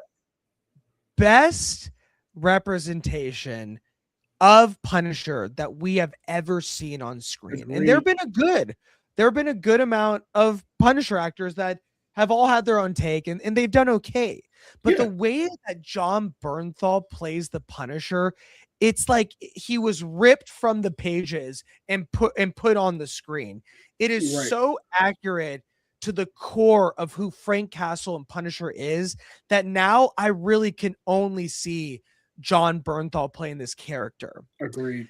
To me, he is up there with the castings of Robert Downey Jr. as Iron Man, Steve Rogers, Chris Evans, those ones that are like synonymous with those characters. I really think Mhm. John Bernthal is a top 5 comic book character casting of all time, in my Absolutely. opinion. And the fact Absolutely. that he is so in love with this character that he had the story in this way in, and Marvel was like, yes, let's do it. That sounds great. We'll give you 50 minutes. That speaks a lot to how well he knows this character, that he knew Yep. exact type of story that they needed to tell before he got to Spider-Man, and they were on board in a big bad way because they had ideas for bringing Punisher into Spider-Man. And you best believe they wouldn't want like a story beforehand, a couple months coming out to ruin that. But they thought, no, the story that John Bernthal put in front of us actually makes it more intuitive and gives it more understanding of where he's at by the time that we see him in Spider-Man. And Yeah. that's just speaks so much to how well John Bernthal knows this character. Yeah. It's a great bridge, if anything. Mhm, It's a great 100%. bridge in a way, great way to promote Spider-Man coming up. You have Mhm. one of the main characters who's going to be playing a major role in this film that You love me. you're asking someone to watch a 50-minute special presentation rather than 2 seasons of Punisher. I think that's a Mhm. much easier ask for the general public. The one thing that is really interesting to me, though, is that you mentioned about it being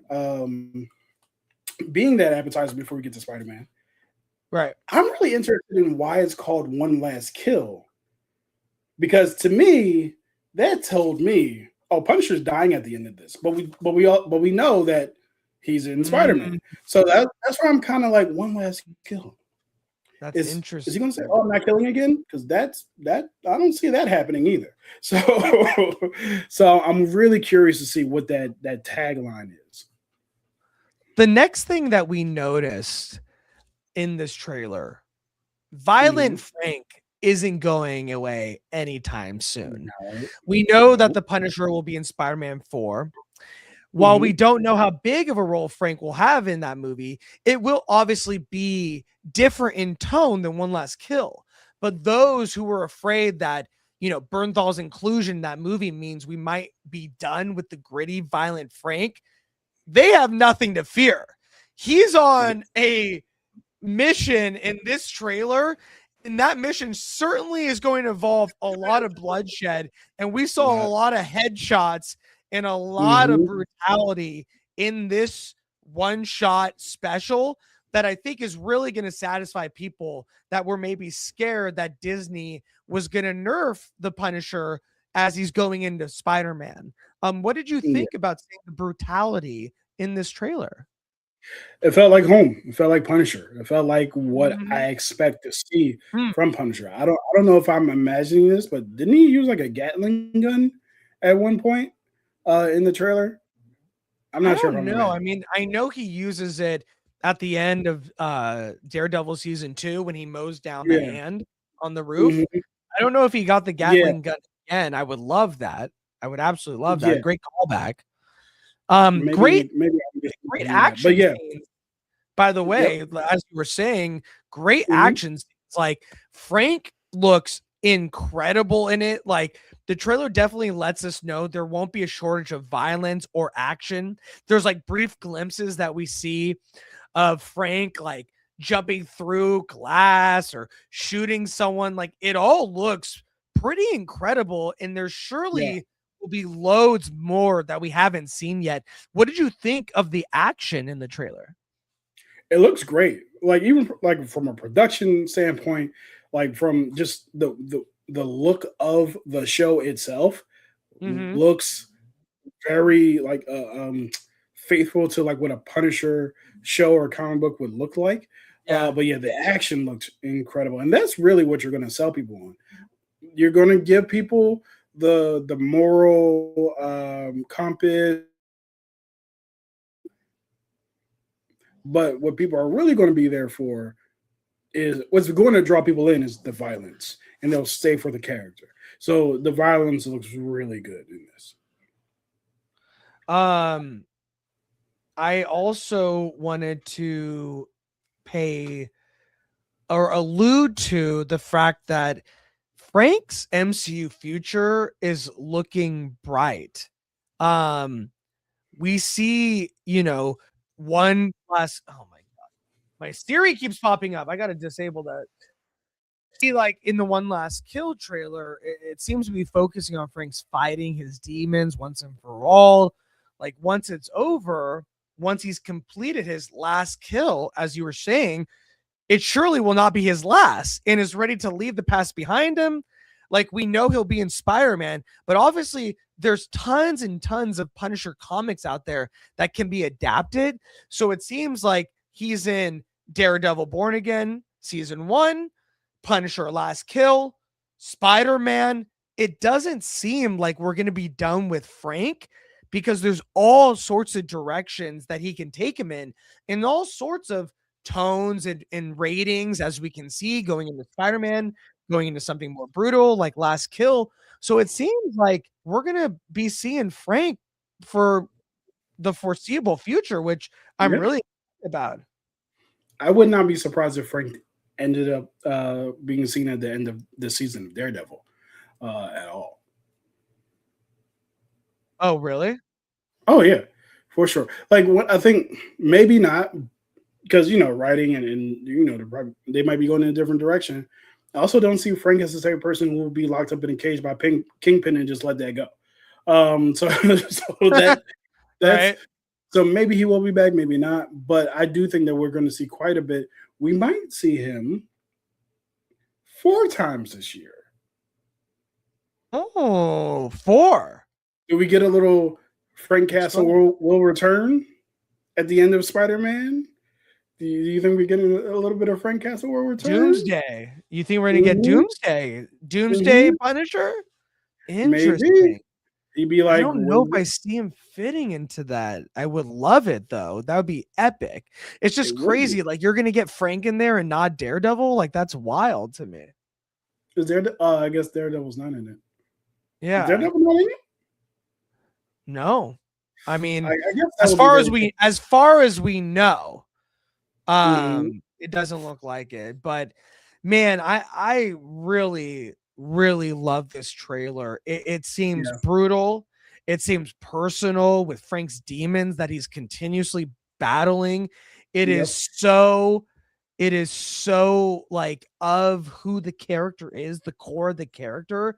And Mhm. he's such a complex hero that we just need more of that in the MCU, and Frank Castle's Punisher gives us that.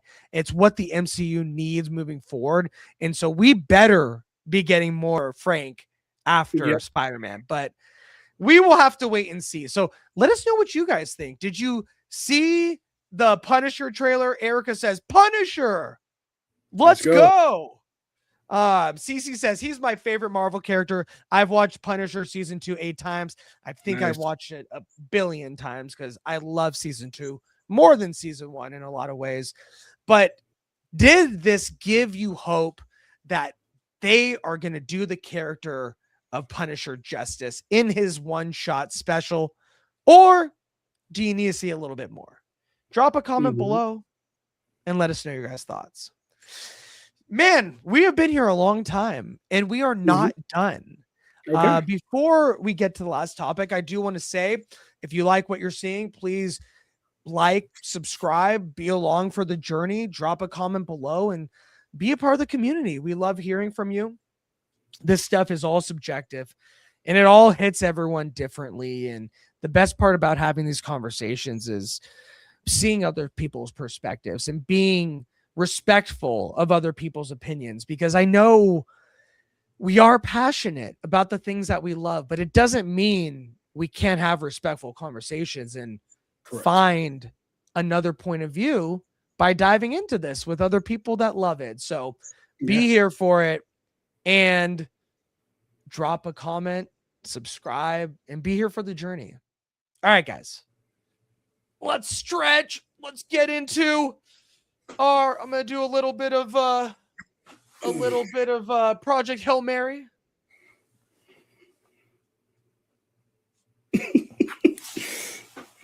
And let's get into our last topic. All right. And this comes to us from me. No. Me. You know, we alluded to this earlier, but the rumblings, of X-Men are coming, and the X-Men are going to be here in the MCU before we know it. Jake Schreier, the director of Thunderbolts, is getting his team together, and it seems like he has found some writers to take on the story of the X-Men in the MCU. And this comes to us from Deadline. They say Jake Schreier, our boy who is working on the X-Men reboot, has revealed that Beef creator Lee Sung-jin and the Bear showrunner Joanna Callow are working on a script for Marvel X-Men movie. In a new interview, the Thunderbolts director said, the X-Men movie will still be in development as we are getting the script together, he tells Collider. Lee Sung-jin and Joanna Callow, quote unquote, have come in and are working on a draft right now, which is really exciting to be able to put that group of people together. Schreier has worked with Lee Sung-jin and Joanna Callow on Beef. They both wrote for Thunderbolts. The X-Men reboot would reunite the trio in another Marvel film, which is expected to be released sometime after Avengers Secret Wars. I want to ask you, these are some big time Emmy writers that have worked on extremely high profile projects and also have worked on Thunderbolts and know Jake Schreier and his vision and his voice very well. What do you think about bringing these super talented, mostly TV writers besides Thunderbolts, to X-Men? And what do you think that they could bring to an X-Men story? It makes me very excited, and here's why. In general, what Beef and the Bear are both about is about very human people trying to figure out their day-to-day, their motivations, what makes them happy, right? And also, it has a lot of interpersonal conflict, especially the Bear, between quite a few characters, a lot of different characters having different motivations, each and every one of them, all having to kind of fit together in a team to achieve a goal. Who does that sound like? And with Beef, having that conflict between two different people who have two different perspectives on a singular event, and having that event impact their lives in very different ways, even though they're coming trying to come together at some point to resolve that issue. Who does that sound like? So I think that these are perfect, very inspired choices for the X-Men, because this is very much the bones of the X-Men, bringing together very different characters from very different backgrounds who often conflict with each other while also trying to achieve a goal together, so that everyone can be, I don't know, at peace, happy, whatever.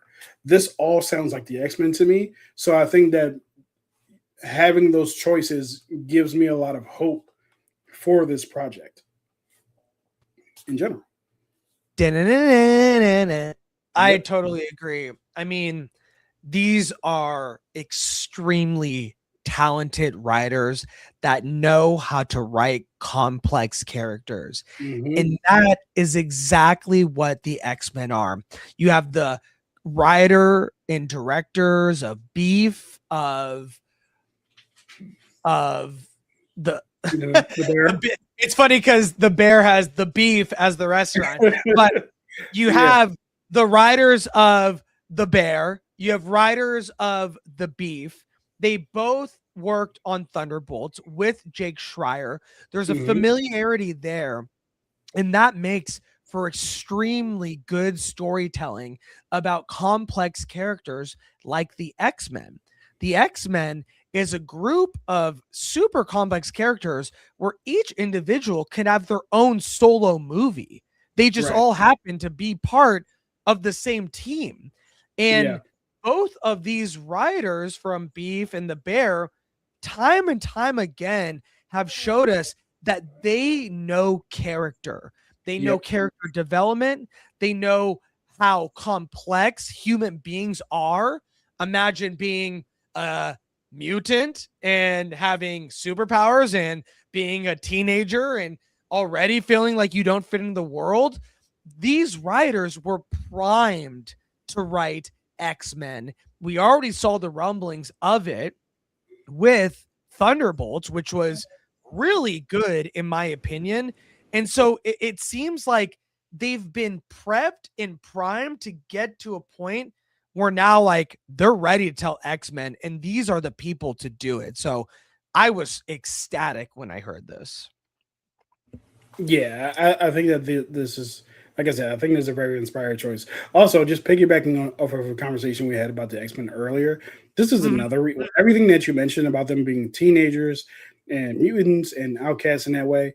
That is quite that is another reason why you should make Iceman black, because he's a teenager, he's gay, he's a mutant, and he's black. There's only so much someone can handle from an person standpoint, because he will be getting it from all sides.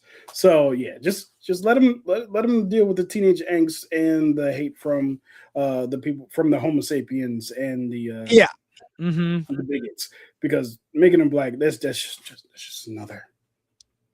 That's just another 100%. Yeah. No, So yeah. No, I mean, I'm not. That'd be way too much. But couldn't imagine. You know, I think the signs that we're getting from the Beef and the Bear writer hire for the X-Men script is that Kevin Feige understands the X-Men. He understands that there are so many layers to these characters, and that these stories need to be character driven over spectacle driven. There have been moments in the older 2000 X-Men's where they may have touched on things or relationships a little bit, but it really wasn't the representation of what we know about the X-Men. And that is, this is a very like soapy drama induced and trauma induced stories about individuals that is extremely complex and has so many layers.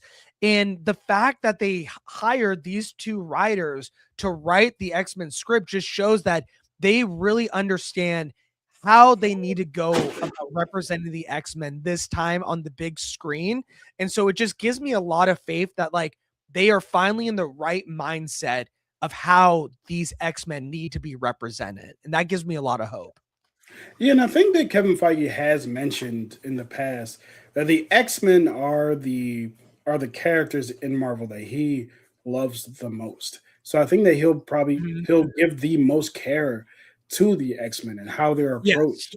And saying that he'll give the most care to the X-Men and seeing how much care that he's given to the other characters, which Right. is very much, I am even more Yeah. encouraged to see like what they come up with for sure. And one of the things I want to ask you is where would you want them to go with an X Men movie? And the reason I ask that is because we've seen the X Men, and most of the time, dealing with the Brotherhood of Evil Mutants and being caught in between them and the Homo sapiens, right? Yep. But there's so much more to the X-Men. I mean, that's a core thing. However, there's Mojo World and there's Mhm. Lalandra out there in space. There's the Phoenix, which honestly I could deal without the Phoenix because we've done it to death.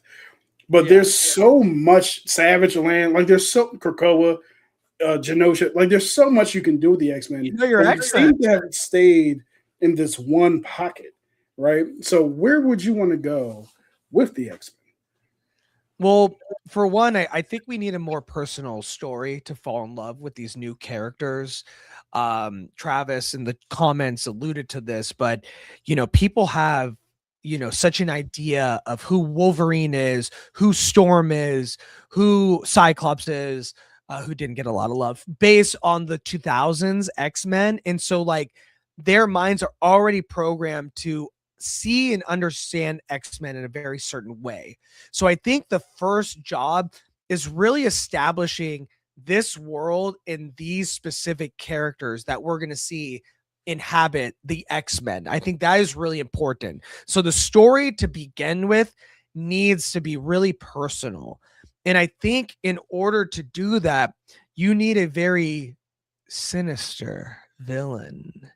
And so I really think we are overdue for a great representation of Mr. Sinister. Yeah, Someone that doesn't see these mutants as people. He sees them as experiments. He sees them yeah, as the stepping stone to cracking the key to evolution, and that they're just a science experiment that he can operate on for his own initiative.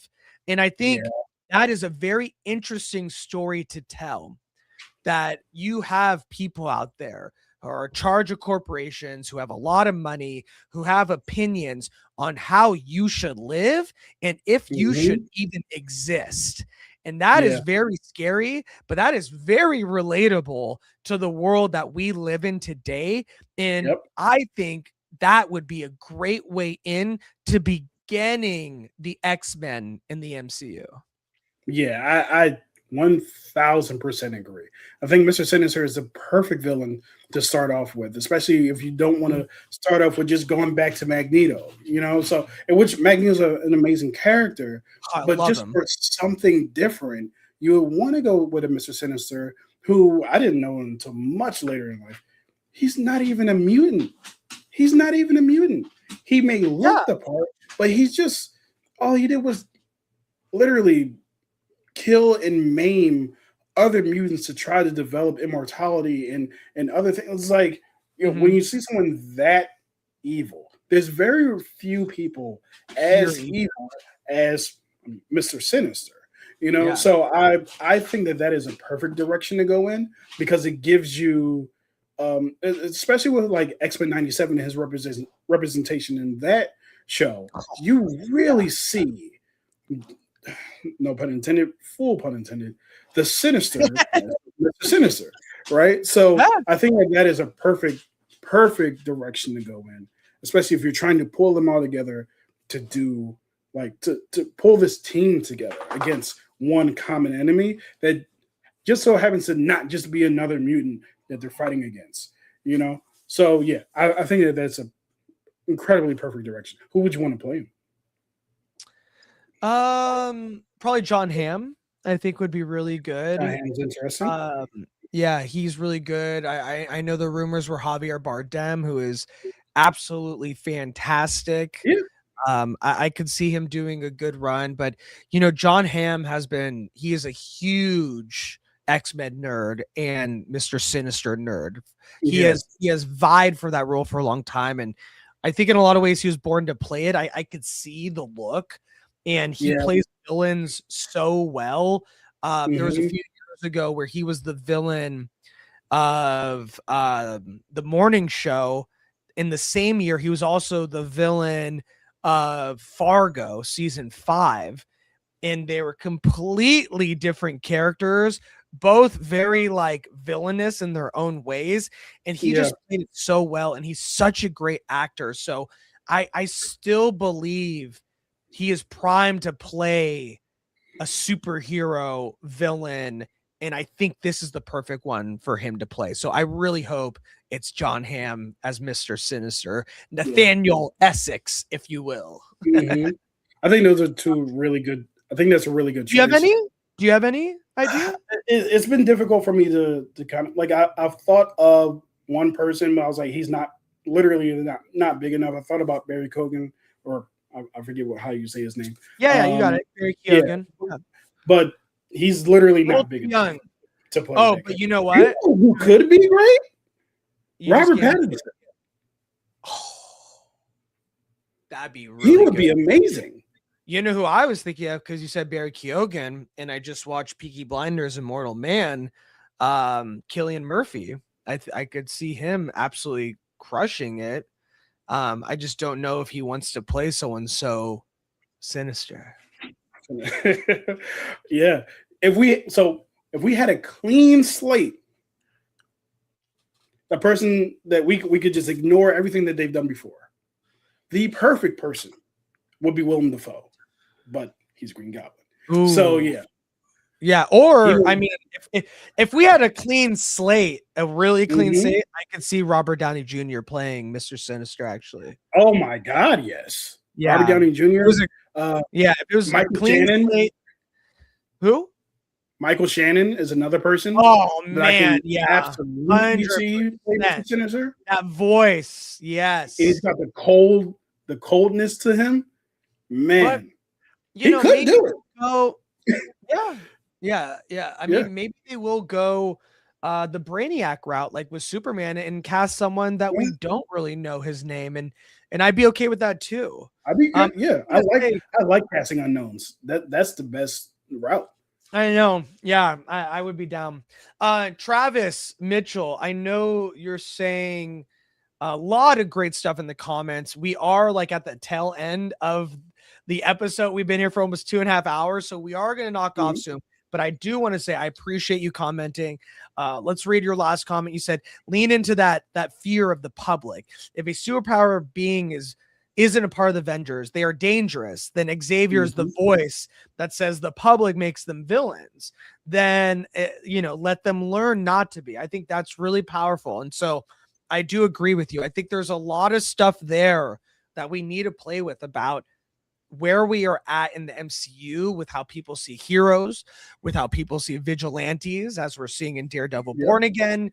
And now another layer is with how we're seeing mutants, people with superpowers of all shapes and sizes and different ages coming out with the mutant gene at different times. But I still think there needs to be a way that they show how mutants got here or how it happened and make it make sense, because it can't just start like randomly. And if you're having Jean Grey come into Spider-Man to show that mutants are here or they're coming in, it needs to make sense. I don't feel comfortable just glossing over like, and now they're here and we just got to accept it. It's like, how did it happen? Did it happen from the snap? Did it happen from our, the incursion in our world colliding with someone else's? Like, it needs to make sense. So I don't think they're out of that hurdle yet.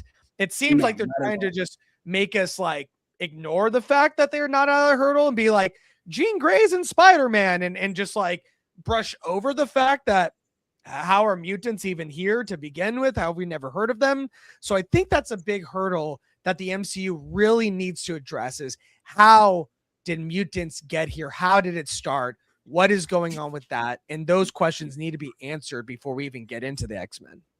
Yeah. This leans into my, I don't want to call it a radical idea, but a radical idea of after Secret Wars, recast Everyone. everybody. Yes, Everybody. 100%. And the reason why Everybody. is because like I like Sam Wilson Cap. I like I like them all. I I like them I all. like Yelena Belova. Like I like all of these people. Do you want to see Cyclops in conflict with Sam Wilson? Or do you want to see Cyclops in conflict with Steve Rogers? Like, let's be for real. Exactly. About Yeah. And also, where we're like you what we're want, doing. Yeah.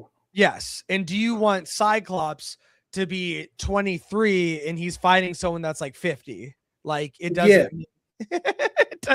Like they're gonna age out of the roles and the universe. Like, I think right, we need to dial it back, and there's other great actors that could take this universe the next 15 years. The MCU has done such a great job of creating some of the bigger stories, like a Secret Wars, without even using the X-Men, not Secret Wars, Civil War, without even using the X-Men or the Fantastic Four. They did a great job of what they have. But what would be even greater is that now that they have everyone minus basically Spider-Man, but they can apparently have a good relationship with Sony. Now that Kevin Feige has all of his toys, it can be a much better, more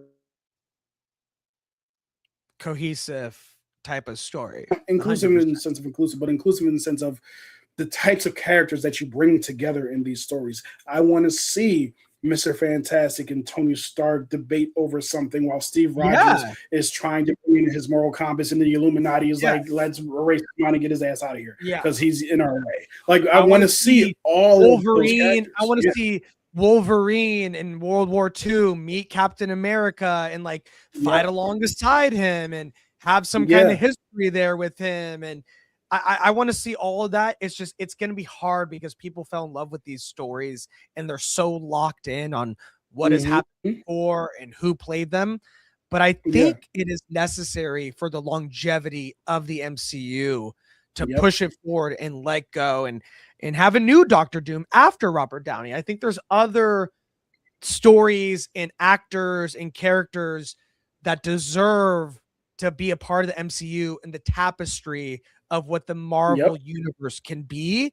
And so I agree with you that after Secret Wars, I think we recast everyone and we start fresh and maybe Spider-Man is the crossover. There's some because of the incursion or whatever happened, but I do think there is an opportunity to do that. So I think similar to Secret Wars, the only person that you keep is Miles Morales. The only person that you keep is Tom Holland and Iman Vellani. Like, I feel like those are the only two people that you keep. Because we didn't get enough of them. Yeah. Exactly.